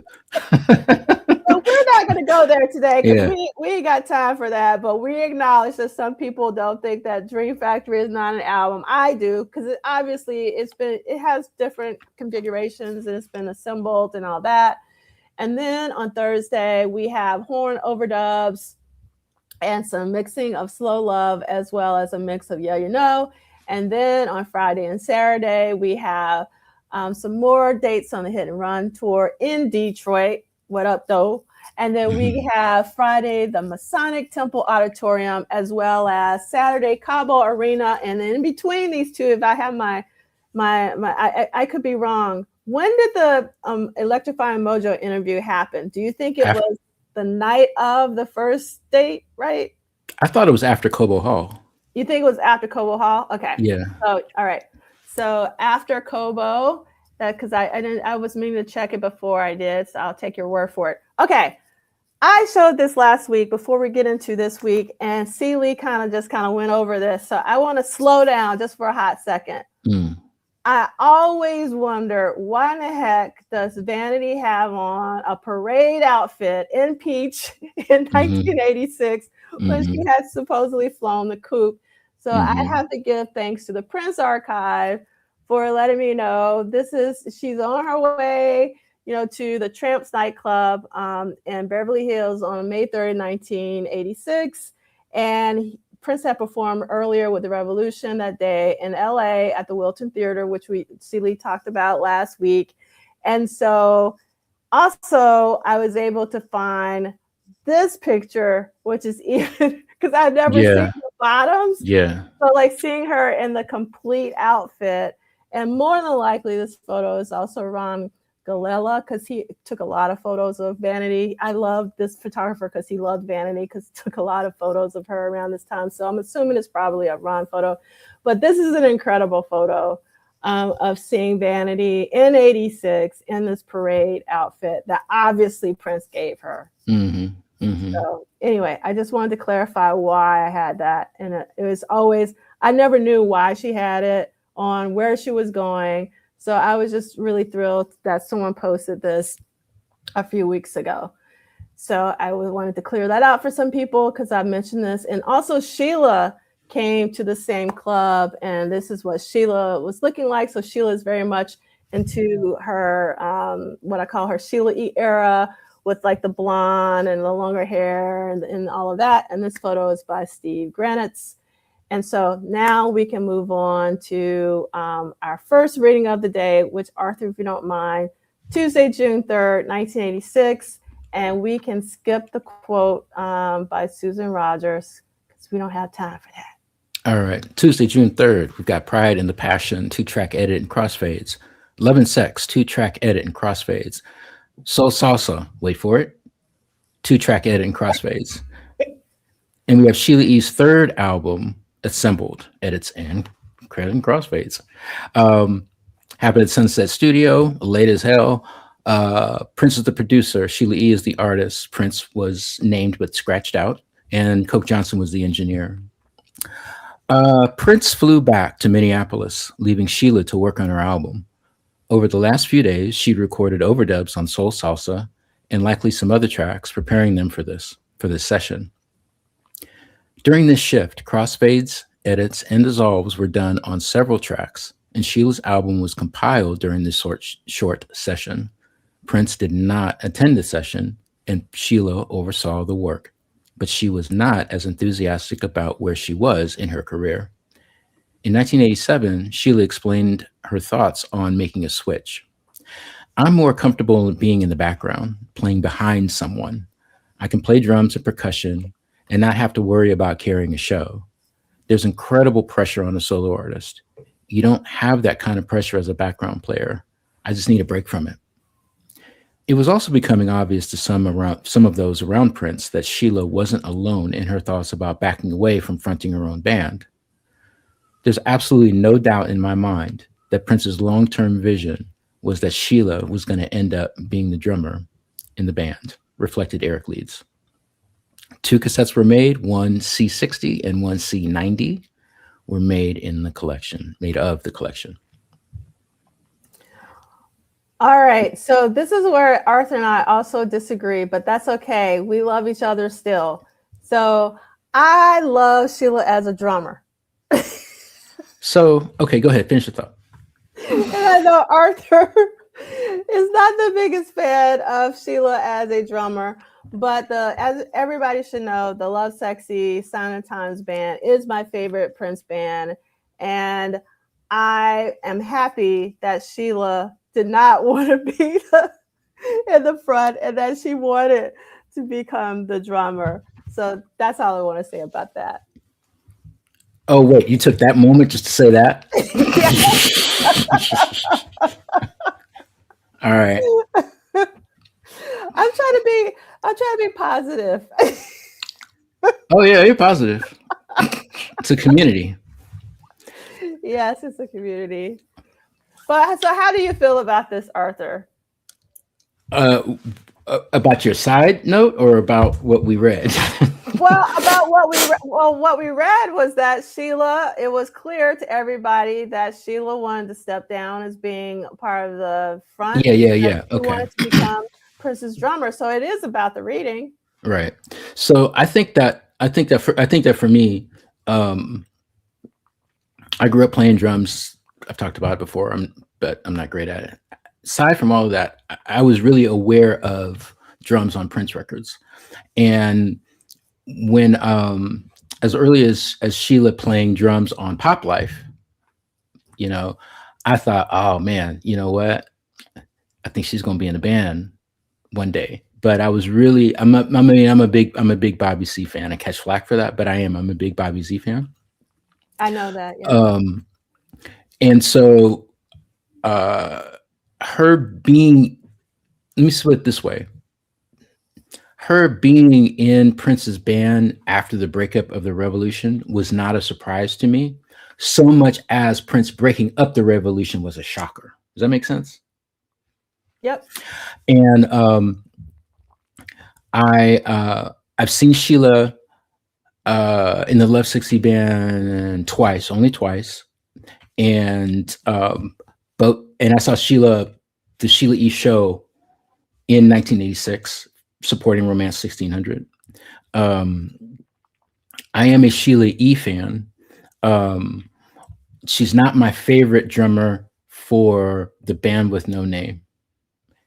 And that has less to do with her skills, but more to do with what I revere about Prince drums. And like my favorite Prince drummer is John Blackwell. I think Blackwell is a combination of the power of Michael Bland and the dexterity of a Sheila E. Because Sheila E is fluid with her drumming and her fills. Yeah, I think that's why I love Sheila as a drummer. Like, there are some rehearsals where I am so enamored with Sheila's drum playing that I'm not even listening to anything else. There's and I wish I could say there's this rehearsal in particular where the fills are so incredible and she keeps changing it up. Mm-hmm. That is just like I was like, I don't know how she's doing this. And she always hits the pocket, but she's like doing all these fills. And I know some people are like not into fills and all that, but I'm into fills. I am too. Yeah. So, and her patterns were very influential on Prince. And her patterns are patterns that that no other drummer's done before or Exactly. since. Exactly. And that's the reason why I love her as a drummer personally. So, and then even like now when I see her at her own shows, when she gets on the drums, Mhm. it's all over for me. Like that is like the moment that I am waiting for.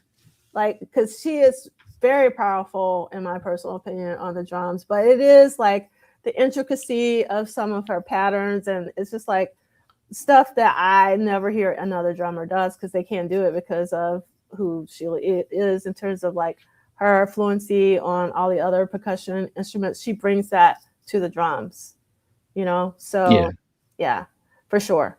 All right. So before we move on, because we already talked a little bit about Love and Sex and Soul Salsa, what are your thoughts on Pride and the Passion? Oh, I really like Pride and the Passion. I don't think it's a phenomenal song, but it's not a song that I've ever skipped. No, yeah, I love the Pride and Passion for sure. All right, so I'm going to move on to our second reading of the day, which is Tuesday, June 3rd, 1986. Slow Love, my favorite mix. Can't Stop This Feeling I Got, 1982 version, strings mix. Yeah, you know, 1982 version, probable mix. I Can Never Take the Place of Your Man, 1979 version, review, Dream Factory album assemble, Washington Avenue Warehouse, Edina, Minnesota, producer Prince, artist Prince, engineer Susan Rogers. Okay, I am going to read this quote from Susan Rogers. When we sequenced the record, we needed a song to go between two of the really important songs. It was kind of like a palette cleanser. He would write a song just to put it in the sequence so that the sequence would make sense. I Can Never Take the Place of Your Man and Slow Love were pulled out of the vault to be those segue songs just to help finish this record and get it out there. So he didn't have to write another ballad. He said, I don't feel like writing another ballad. I have no song.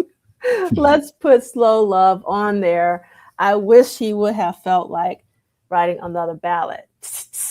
All right. Originally recorded by Prince on July 1st, 1984, Slow Love came to Prince's attention through Carol Davis, a songwriter, former Playboy model, and actress who appeared in the 1984 movie The Flamingo Kid and had been considered for a part in Purple Rain. Slow Love wasn't much of a collaboration, according to her. I wrote that song and he wanted to buy it from me. He had his lawyers call me and they offered me $25K to own the song outright, and I refused. And they got back to me about a month later to give me 50% of publishing and writers, which I accepted for the opportunity to appear on a Prince record. I'm going to stop here. I would not want to pay Carol Davis 50% of publishing and writing for Slow Love.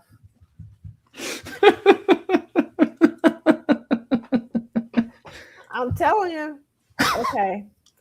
When Prince brought it out of the closet and decided to include it on an album, he didn't speak much of Carol Davis, recalls Susan Rogers. I think he said something about they wrote this song together, but that was all. He didn't talk much about her, but it seemed as if it was a fond memory for him. Obviously it was. Mm-hmm. I still don't understand. Okay, never mind. Novi Nabag and Susie Katayama were brought in to add strings to the track, updating the sound, helping it to fit in with the overall feeling of his current project. Yeah, You Know, which was originally recorded on June 5th, 1982 and updated in 1985 by Wendy and Lisa, was brought out again as well for additional overdubs and an updated mix. Not every song he wrote would be flawless, but he expressed a pride in all of them and he hoped that they'd be shared with others, according to Susannah. Because he was just so prolific, he wanted it out. He would say, my children need a life. So he would give them life by putting them out. They're all his children, and he would raise his children, and he didn't want to thwart his children. Prince also reevaluated Can't Stop This Feeling I Got, which dates back to 1982 as well, and had also been revisited just over a year ago. The song also received string overdubs from Novag and Katayama, as well as an updated mix on this date. He assembled all of these songs for Dream Factory, his expanding collection that reflected his philosophies and relationship with the people who were important to him, according to Alan Leeds. I'm going to skip the Alan Leeds quote. Work on the 19-track collection will continue, but at this point, it consisted of Side 1, Visions, Dream Factory, Wonderful Day, The Ballad of Dorothy Parker, Side 2, Strange Relationship, Teacher Teacher, Starfish and Coffee, Colors, In a Large Room with No Light, A Place in Heaven Backwards, Sexual Suicide, Side 3, Crystal Ball, Power Fantastic, Side 4, Last Heart, Witness for the Prosecution, Movie Star, A Place in Heaven, All My Dreams. And there's a coda also about visions. So talk to me about Dream Factory, Arthur. So for me, I mean, obviously, if Dream Factory would have came out, we wouldn't have gotten the Sign of the Times. Right. It just wouldn't have happened. Mm-hmm. And so I will say in real time, hearing about Dream Factory, knowing about these songs, particularly, I will tell you the one that really was a song, I don't know, that I really connected with was Sexual Suicide. Mm-hmm. Mm-hmm. Just how different, like it has this energy to it. It Sheila was like, E. yes, Sheila E. Sheila E. Yes, but also Eric Lee's and the horns. Right. Like it was like, I'm a high energy person when it comes to my music, and the Sexual Suicide is a high energy song. Mm-hmm. Obviously, he had been working on Witness for the Prosecution, it seems like, for forever. Obviously, Movie Star is a really, just a beloved song by everybody in the community. When I first heard that song, in the boots, it should have been released, in my opinion. Movie Star in particular, and All My Dreams. I also always thought, like, why did that never get released? In a Large Room with No Light, why didn't that ever get released? So there's a part of me, because we have the Ballad of Dorothy Parker here, that kind of wish that Dream Factory would have been released instead of Sign of the Times. I know I'm making a very bold proclamation here, but that's my feeling.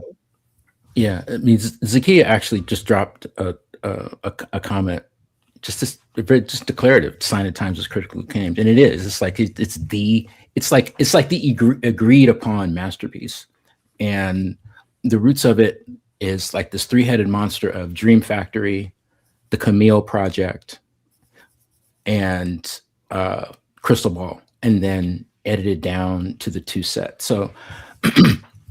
I agree that without Dream Factory, there absolutely would be no Sign of the Times. And I also believe that you kind of have to, if there's no revolution, there is no Dream Factory, because there's so much DNA of particularly Lisa Coleman and Wendy Melvoin and Prince along with this.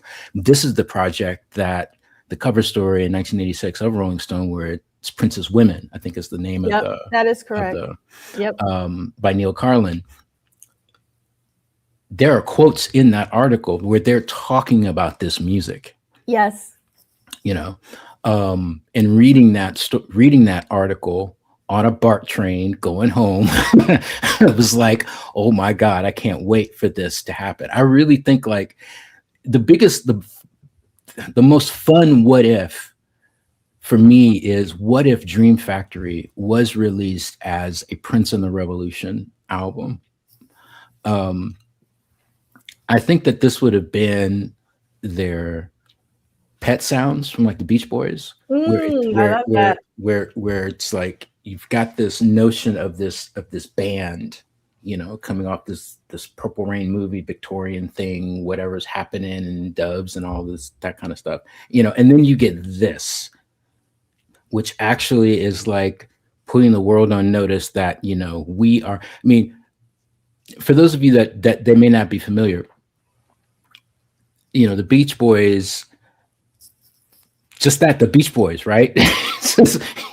Then by the name of it, is that it really does sound like, just this pop, complete outlet and everything, right?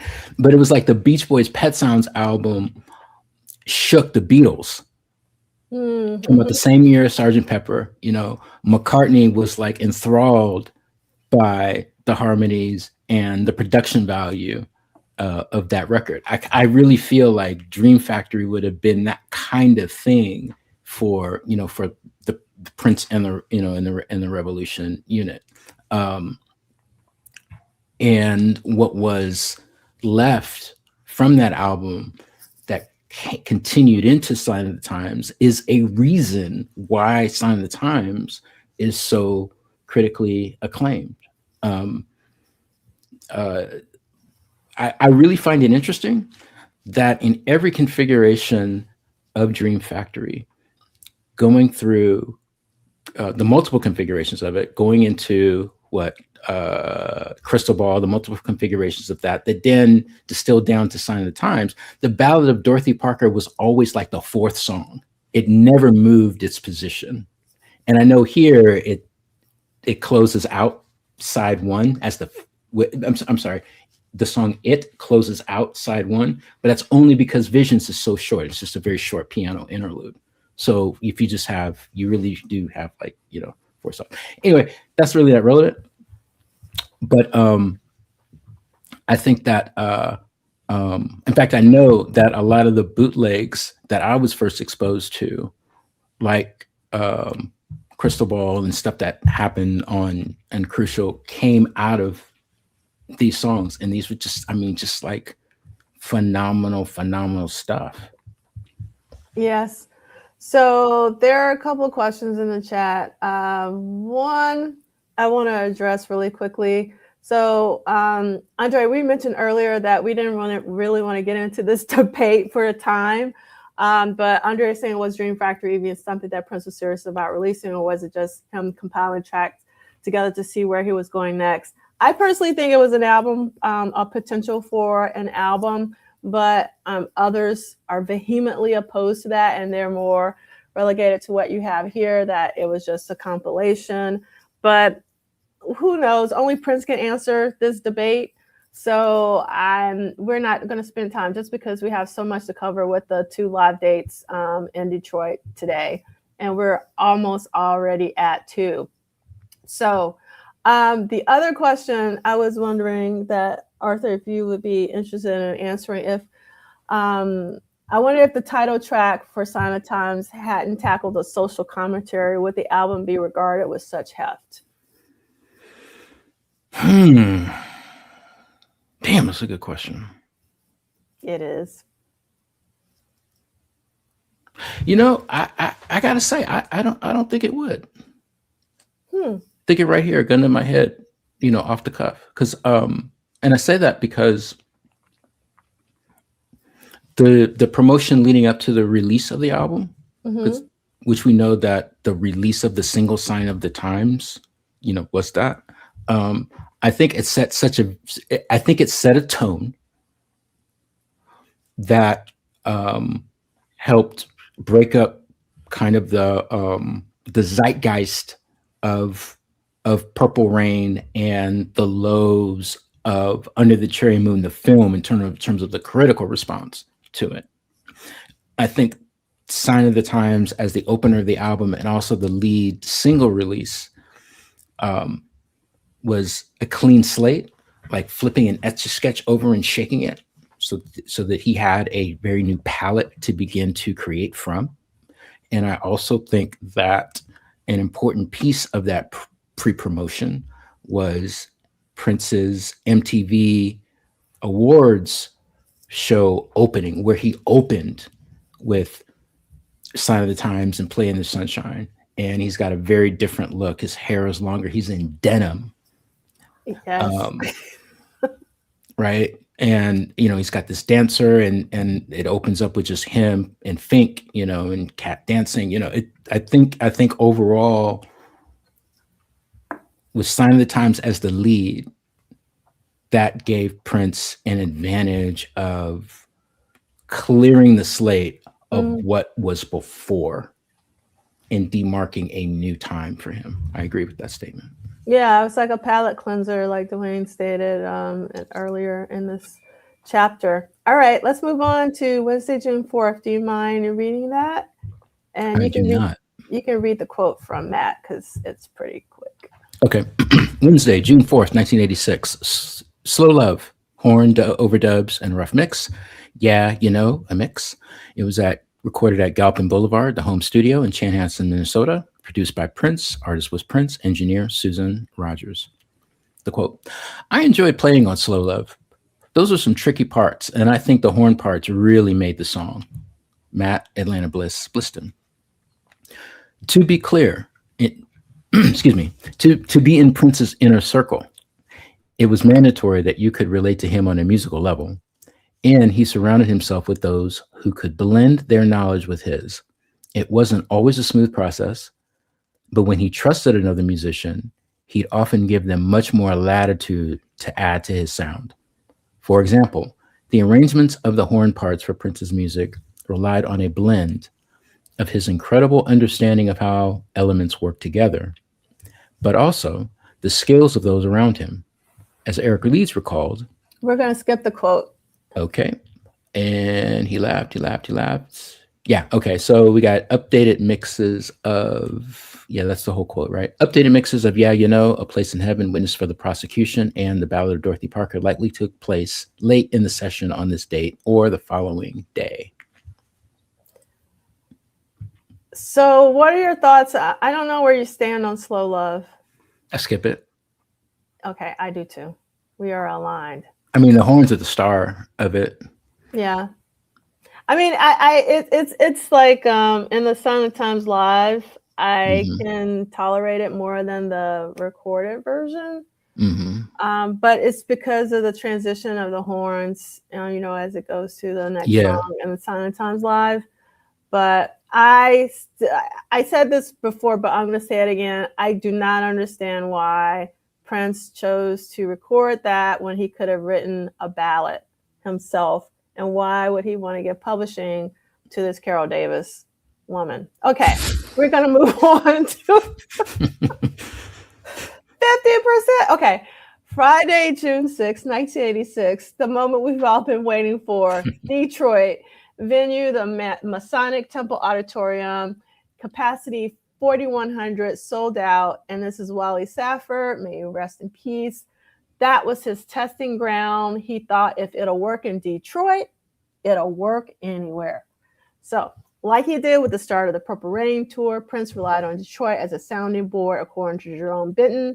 Prince had a relationship with Detroit. They had this component called Mojo Radio, and he played our stuff, and he accepted us, and he embraced us. With the Hit and Run tour, Prince was playing everything loose. He arrived at 3:30 in Detroit and went immediately to the venue for a 4 o'clock sound check. This evening's show was a run-through for the next day's birthday performance, and almost everything, including the set list and what Prince wore, would be duplicated the following night. So before we get started, I do have some supporting images for this that I want us to look at first. And let me just get set up here. While you're getting set up in the chat, because we're all hardcore and heavyweights in here, does anybody like Slow Love? And I don't mean like, yeah, I tolerate it, I don't skip it. I mean, we talking about I like this song. Oh, there's a lot of love for Slow Love, actually. Okay. It is. Hold on. So I realize I thought I had my slides wrong, but I just have a slide in the wrong place. So let me just see if I can put it in the right place. Friday, Cobo. Okay, Saturday. Dorothy Edwards, it's nice to meet you. You're my first person. All right, so yes, so we got Blake Brown, we got Big Sexy in the house. It's I, yes, and Chris Bournet. Okay, it's a decent smooth ballad. No, I need like Dove's Cry level. I'm just trying to see. Okay, so Rockabosh is saying here in Detroit, we used to have a dance show that I learned about last year called The Scene, created and hosted by Nat Morris, which played a lot of Prince Vanity 6 at the time. The dancers were very hip. Yeah, it was very cool. There's some video online that I saw. It was so great to see that because I wasn't aware of The Scene until last year. So that's a really cool show. And we got Not a Big Fan either. And we got another, I like the Slow Love live version better. And then Rockabosh, Slow Love is too schmaltzy. Yes. So one of the reasons, okay, let me say a little bit more about why I don't like Slow Love. For me, Slow Love is a traditional slow song that anybody could have written. It just didn't feel like a Prince song to me. In the same way, I don't see Arms of Orion as a Prince song. I know he wrote it, yes, but it seemed like something he would give to somebody else to sing and not like put it on his own album. So I feel the same way about Slow Love, actually. So let me go back, and I think I've gotten my slides where I need them to be. And let me go. Okay, here we go. So, whoops, here we not go. Okay, I got to add it to the stage. Okay, so here's a ticket from the Friday, June 6th show at the Masonic Temple. I love seeing the tickets. This is from Ticket World. And you can see this is a comp. But this is what I truly love seeing are photos of the fans in real time. So I have a clipping of this. So I don't know if, I'm assuming this is like before the show is opening. I could be wrong, but I just really love seeing the youth. And I love all these suits. Do you see these suits? And also there's like a lot of red going on. I've got some plaid action. Yeah, they're about to sweat all that out. Yeah, they are. And I see like a members only jacket. This is a really interesting photo. And then here are some shots from that show that night. And again, these are clippings, so I've lost the attribution of like what newspapers these came from. So if anybody knows, please let me know so I can make sure that the correct attribution gets there. But this is a really great shot that was included in a newspaper from William Archie. He's the photographer. So he's in full parade mode with his outfit. And I love this shot with the tambourine in Detroit. And you can also see he's still wearing the cross around his neck.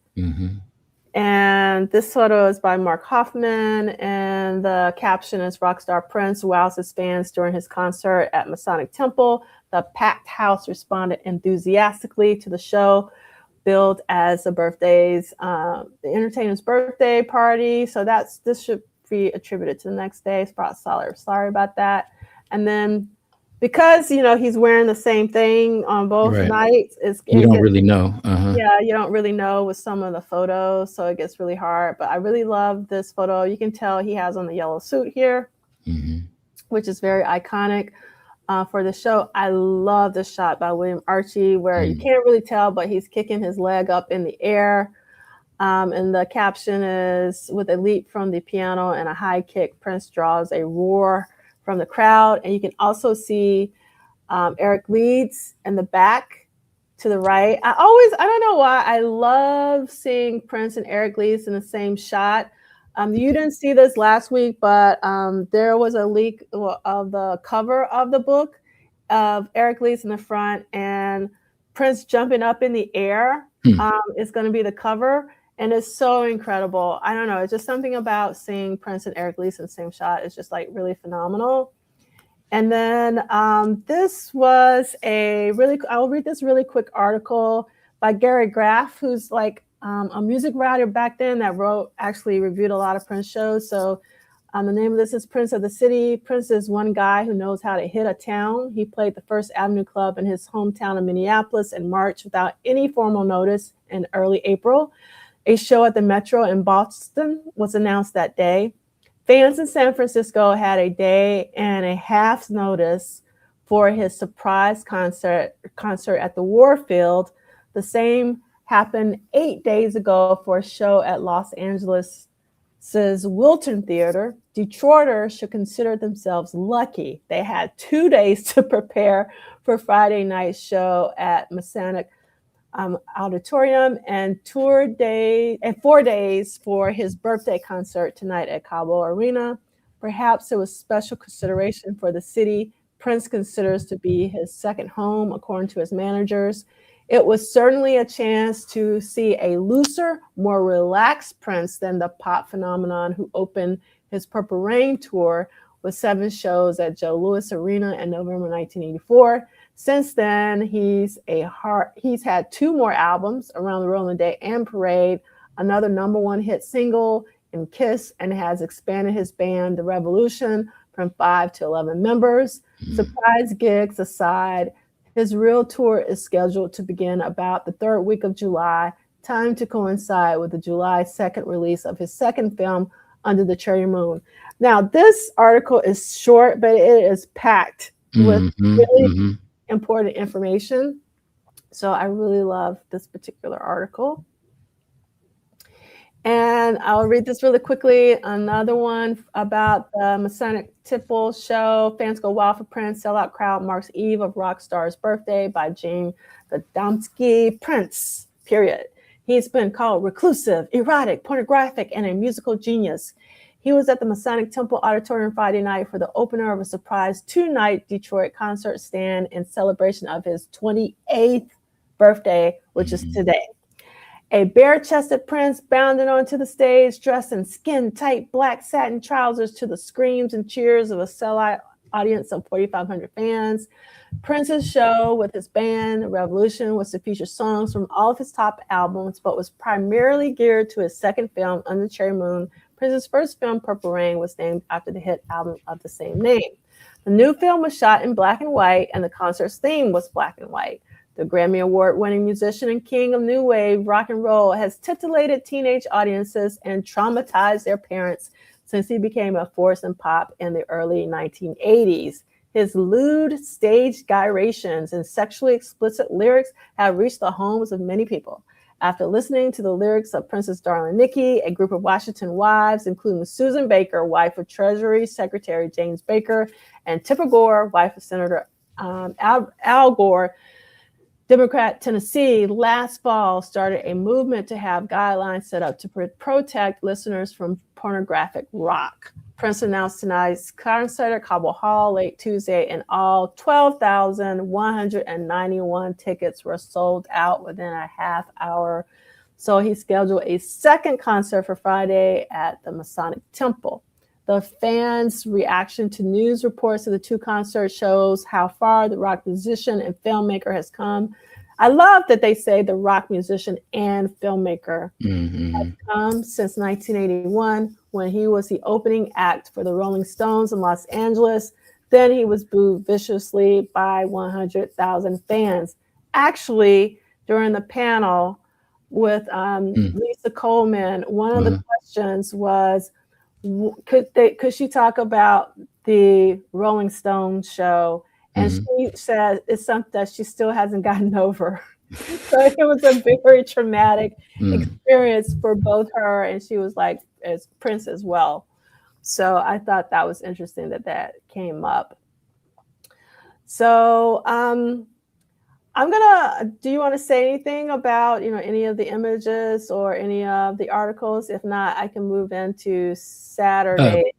Very, very quick couple things to highlight. I'm with you. I love the images with Prince and Eric Leeds, foreground, background, however that goes. It reminds me of again, forgive the self-promotion, but talking about 1999 at the symposium, Prince had wanted to be a frontman, and Prince had told Des Dickerson, his lead guitarist at the time, that, hey, I want you to handle the guitar parts. I'm going to be more out front. And here with the Parade tour is the manifestation of that completeness. He rarely picked up a guitar during the Parade tour. He's got this band with very little pyrotechnics and lighting changes and stage changes and all of that. It was all the theatrics were demoted, and all of the energy of the band was promoted. And Eric Leeds became his number 2, where in the rock world, you always have the lead singer and the lead guitarist. There's always 2. Eric assumed the role of the second because the guitar, the lead guitar was demoted in Parade, in the tour, and the rhythm was promoted. So I think that was a very, very significant thing. Also, this is Europe's first time really seeing Prince, if they hadn't caught, the mini tour during 1981, the Dirty Mind tour. So this is the first post Purple Rain hype view of Prince that Europe saw, this review, this for that's very significant. Also coming with this tour. I wish I was able to see it, but I wasn't. I came up short. Yeah, I love this comment from Rakabash. Thank you so much. So the Masonic Temple is 1 block from Cass Technical High School, and a lot of teenagers skip school to buy tickets for the Masonic Temple show. That's really great to hear. And let's see. And Rakabash also says Prince's fashion in 1986 was Prince at his most chic and stylish. He successfully shed the Purple Rain persona in the press, which I think was important. So yes, Prince played 2 nights in Detroit back to back in 1986. And let's see. Yes, the Detroit show is a favorite for a lot of people for the reasons that Arthur talked about. And for me, it's like he was just so happy. Like he was like just grinning ear to ear, and you could tell that he was happy to probably be shed of the Purple Rain golden handcuffs. That's what I think what was going on. Okay, I see you, Kim. So we're going to continue. We're going to try to make this happen by 2:30. And all right. So if anyone knows the photographers for the following, if it's not credited, please let me know with wdpdtw@gmail.com. So we're talking about Prince's birthday in 1986, which is on a Saturday because days fall differently in each year, everybody. So that's the reason why we say we go from Sunday to Saturday with our reading. And tomorrow in 2026, it will be June 7th. But in 1986, June 7th fell on a Saturday. Okay, I love this photo, Arthur. Look at this guy. Cobo I've been there all night, buddy. I've been there. Cold, hungry. Been there, baby. Yes, but I think it's really important for our younger fans to understand that we had to camp out all night in the cold and the rain and the snow, depending on what city you lived in order to get these tickets. So you really bonded in those lines with the fellow Prince fam that were surrounding you because you were going through an experience just getting these tickets. So I want to just really quickly say Cobo show sells out fast. Fans of pop star Prince line up early Wednesday at the Joe Louis Arena box office to buy tickets for Saturday night surprise birthday concert at Cobo Arena. Almost 12,000 tickets for the show sold out in 45 minutes. And a second show was scheduled for Friday night at the much smaller Masonic Auditorium. The roughly 4,000 tickets for that show go on sale this morning. At left, Shane Rydell, 19 of Taylor, takes a nap in the line at 1 a.m. Wednesday. And I just love that. Okay, so here's some tickets. Again, we're still talking about Ticket World because we're still in Detroit, but you can see there are some different colored tickets. And let's look at the price, Arthur. $17.50. Which was a lot of money back then. Yeah. But in context of today's dollars, in terms of like what we have to pay, it seems like it's like very, very cheap. But back then it wasn't. But I really love that it has Prince's birthday on here. So as you pointed out at the beginning, Arthur, Prince did celebrate his birthday at one point, the Detroit show being Exhibition A. Yeah, right. Yes, because I always, someone's going to put in the chat, Prince didn't celebrate his birthday. Okay, yes, but he did at some point, and I still do. Okay, let's keep it moving. So these were the T-shirts from the June 7th show. So you had like artwork from mountains. I was never a big fan of the T-shirt design because it's very dated now. It's very 80s. That particular, like the triangle and all of that. But I love that they have some cake on the back. That they have the date and the arena and all of that. So this is what t-shirt looked like on June 7th. This is the iconic yellow suit that we all should know. And it was very, very different for Prince, coming from the Purple Rain gear, which we also saw, in the Around the Rolling Day video. It just had clouds on it. So like this was, I'm going to be honest, I don't know about you, this yellow suit was shocking to me. Yeah, I remember there was a People magazine cover from that year. I hated that cover. I know that cover. It is seared on my retina. I like the red better. I like the red better. But he was color blocking during that tour. Of course, yeah. No, we love color blocking. It's just that in real time, I was so used to Prince being different. For him to be in a suit, which to me at that time was very conservative. I was really confused as a teen. I was like, I don't know what's going on. I also was confused because you've already also brought this up already about the denim with Sign of Times. I was like, what is going on? So there was a lot of like, I don't know, Prince, help me. And I love that others also found that shocking as well. And okay, Dorothy loves a happy birthday shirt. I love that. And yes, thank you for doing that translation. It's about roughly $53 today, which is still pretty reasonable. And yes, that's one of the things I didn't like about the suit were the shoulder pads. I was anti-shoulder pads. But that was the 80s though. I know, it was all about the shoulder pads. And this is pretty funny. Is Prince having hard times? But I'm saying he had the boots with denim, the denim boots. Yeah. So it was like, oh, okay, we fine. We're on program. Yeah. Yes. Very confusing for little me. Okay. I dug it. Did you? I did. Why did you dig it? I'm curious.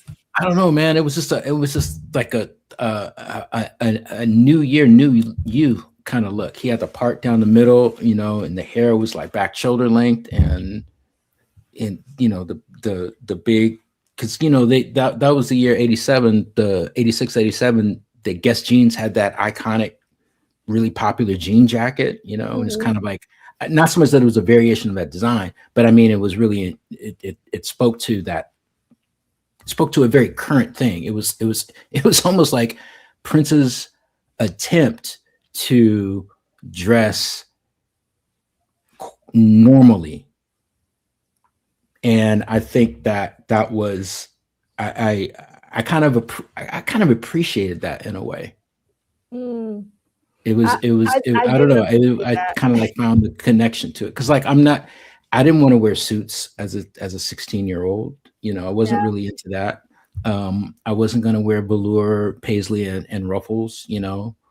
I could never pull that off.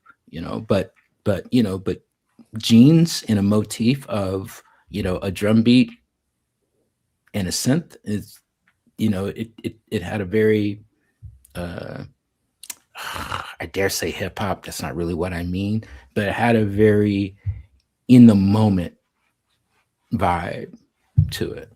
Okay. Well, for me, Prince was always about being different. And for me, a suit wasn't different and denim wasn't different. So I was like, I don't understand what's going on. All right. So we got to give a shout out to the Love Sexy Silk Press. I love how it blew in the wind. I just love it. It was flawless. Okay. We're going to move on because we don't have time for Love Sexy today. We're in Detroit on June 7, 1986. I love this photo. Also, what's interesting about this photo, I don't know if it translates on your screens, is that Prince is sweating out the wazoo. And you rarely saw Prince sweat through his clothes. And if he did, he would start, I guess, taking them off. That's one of the reasons why we saw him bare-chested a lot. But this is a very interesting, but you can clearly see, Kim, those shoulder pads. They were whopping. But I love this photo. It's a really great photo. When I first saw it, when I was putting this in the slide, I don't know why, I got controversy vibes from it.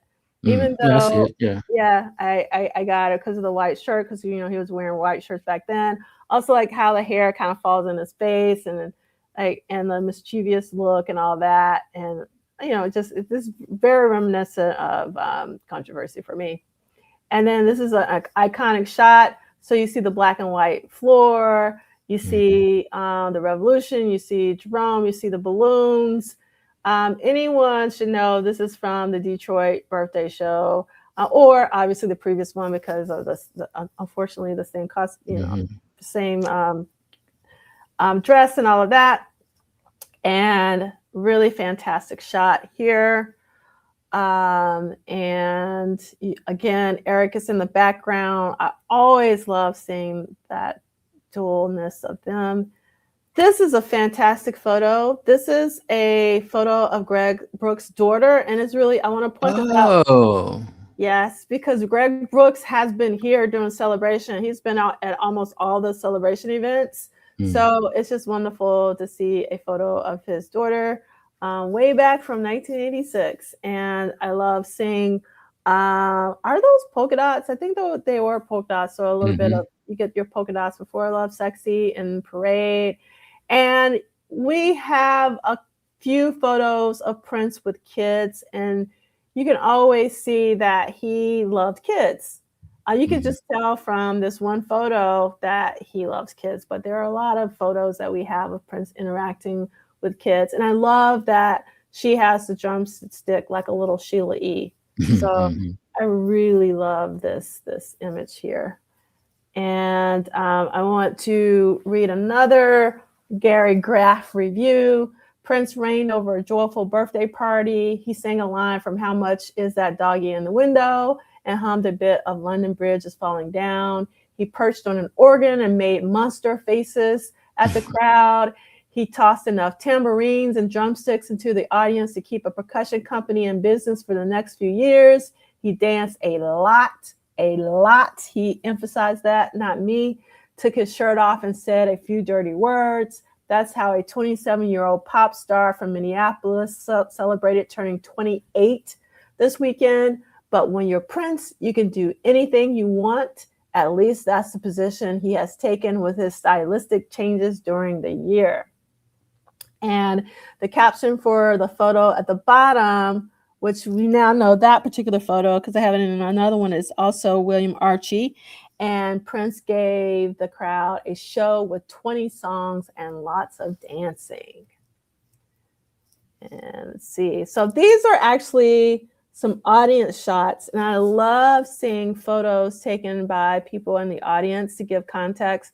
One of the reasons why I'm showing this one is so that you can kind of see the lighting arrangement of, the Cobo Arena. And obviously, I'm sure Leroy Bennett is still doing the lighting. And you can see in this shot, the yellow suit really translates very well. It pops. But also you can see, the different fans and the audience. And then I don't know why, I just love this. I was surprised at how many suits, because, that previous photo that we saw of the fans in line, and now this guy walking through the crowd in a suit. I just found it fascinating because we haven't really seen this at previous crowd shots with the audience. So like they're translating Prince's suit to their own wardrobe, which I think is like really interesting. Yeah, what's also interesting is that, okay, from the date, Parade has not been released for what, like a week, right? The album itself is like a week out, and like there's nothing in the album where Prince is wearing a suit. So there's something else that's going on. Don't know what, but it's not because they were influenced by what Prince is wearing in that way. I wonder, when did the People magazine come out? That was summer. That was a little later. I think it was post movie. Yeah. Okay. Something else is, we need to find out. That's where we need Cassie, who's also at Celebration. If I see Cassie Ritchie today, I'm going to ask her about this suit question and what's going on there. So I also love that there's a yellow dress in the bottom left-hand corner. I don't know if that was just serendipity, but I love seeing that. And then I always love seeing hand shots of the crowd. That's one of my favorite audience shots are always like hand shots in the crowd, and you can see um, the lighters are going up for some reason and all of that. Okay, so we got 6 minutes. Week 20, yeah, we can do it. Week 23 of 1986, we have had 69 studio sessions so far. No new songs this week and 6 live concerts total. So again, 2 back-to-back in Detroit, June 6th and June 7th. In a Purple World, we're in the midst of celebration. Tomorrow is Prince's birthday, which I will celebrate. And yes, again, because people come in at different points, we know that Prince didn't celebrate his birthday, but he did in 1986. And we're in 1986 mode, and we are celebrating Prince's birthday. And for those of you who are in New Orleans, there's also the Purple Takeover in New Orleans by DJ Soul Sister. So if you're in New Orleans or New Orleans adjacent and you can get there, you might want to go and see if you can find Ted, because Ted is, I saw earlier in the chat, someone posted that they saw Ted at the Purple Takeover. So we also want to let everybody know about this amazing event that's coming up. It's going to be not just Eric Leeds, but also Atlanta Bliss for the annual Paisley Midwest Party honoring the legacy of Prince. So this is so amazing. So if you want to see both of them in person, this is the place to go. And actually, again, we have in Minneapolis, if you're here for celebration, there is a PRN alumni event going on right now from 2 to 5. I don't know if Jackie is going to be there, but I would assume that Jackie will be, but I don't know that for sure. Because actually there has been like a handover of the PRN Alumni Foundation from Jackie to someone else. And I'm blanking right now because I'm really hungry because I haven't really eaten except for some popcorn. And like my energy is going down. So we also have a GoFundMe for Rich Benson's wife, who unfortunately passed away tragically. So if you want to help pay for funeral costs and all that, it's very expensive nowadays too with funerals. And then you want to help Addie Durant get back on her feet, who was very pivotal in the Clubhouse version of the fan version of Purple Rain, which was phenomenal. Please help. And then obviously we know that Troy has recovered again from cancer. Yay, I'm so excited. But also there's still bills. So we want to make sure that we can help Troy out for sure. And then also Dr. Funkenberry's cancer battle continues. So please send a kind word to Dr. Funkenberry and everyone we've mentioned before and help them financially if you can. Even $1 will go a long way. $5. It doesn't have to be big amounts. That's why we crowdfund, because it's about how they cumulatively add up. And then also Des Dickerson has a GoFundMe as well. So this is a playlist. There's tons of songs in here. So we got to give a shout out again to D68A for all of these amazing posts. So you can see, and I'll add the full version to this as well for the birthday show. And then I also included Stone, which we didn't talk about. And so we got 2 minutes, so we don't have time to talk about it. Stone is the new release from Timeless. It's like the first single. And then all the Sheila E songs are in here in the playlist and all of that. And then we have a playlist for Pretty Ricky because we miss him so. So if you miss his voice like I do, you can listen to it anytime you like. And because we are in Minneapolis, because we're in Paisley Park, we just want to, give reverence to Ricky. And if you can, please donate to the Crons and Kaleidos Foundation in memory of Ricky using the bit.ly link, The Flesh, because The Flesh sessions were one of his favorites. And we have made it to the end, and we almost have 2 minutes to spare. So I'm sure that Kim is really great. And yes, we do. It's time to go eat and do something. And thank you so much. And yes, we love hearing about it. So what are you going to do to celebrate Prince's birthday, Arthur? I don't know. I've been kind of thinking about that. It's usually music based. Mhm. Um, I'm not much of a playlist person. Not that I don't like them. I'm not very good at putting them together. That's really what it kind of comes down to. Something that I thought about doing was assembling my own version of the full Camille album to kind of Nice. play that through.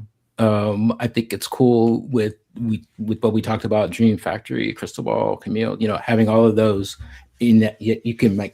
It's such a modular project, right? You can kind of Hmm. move these things around and get all these different experiences. So I thought I might do that. Yeah.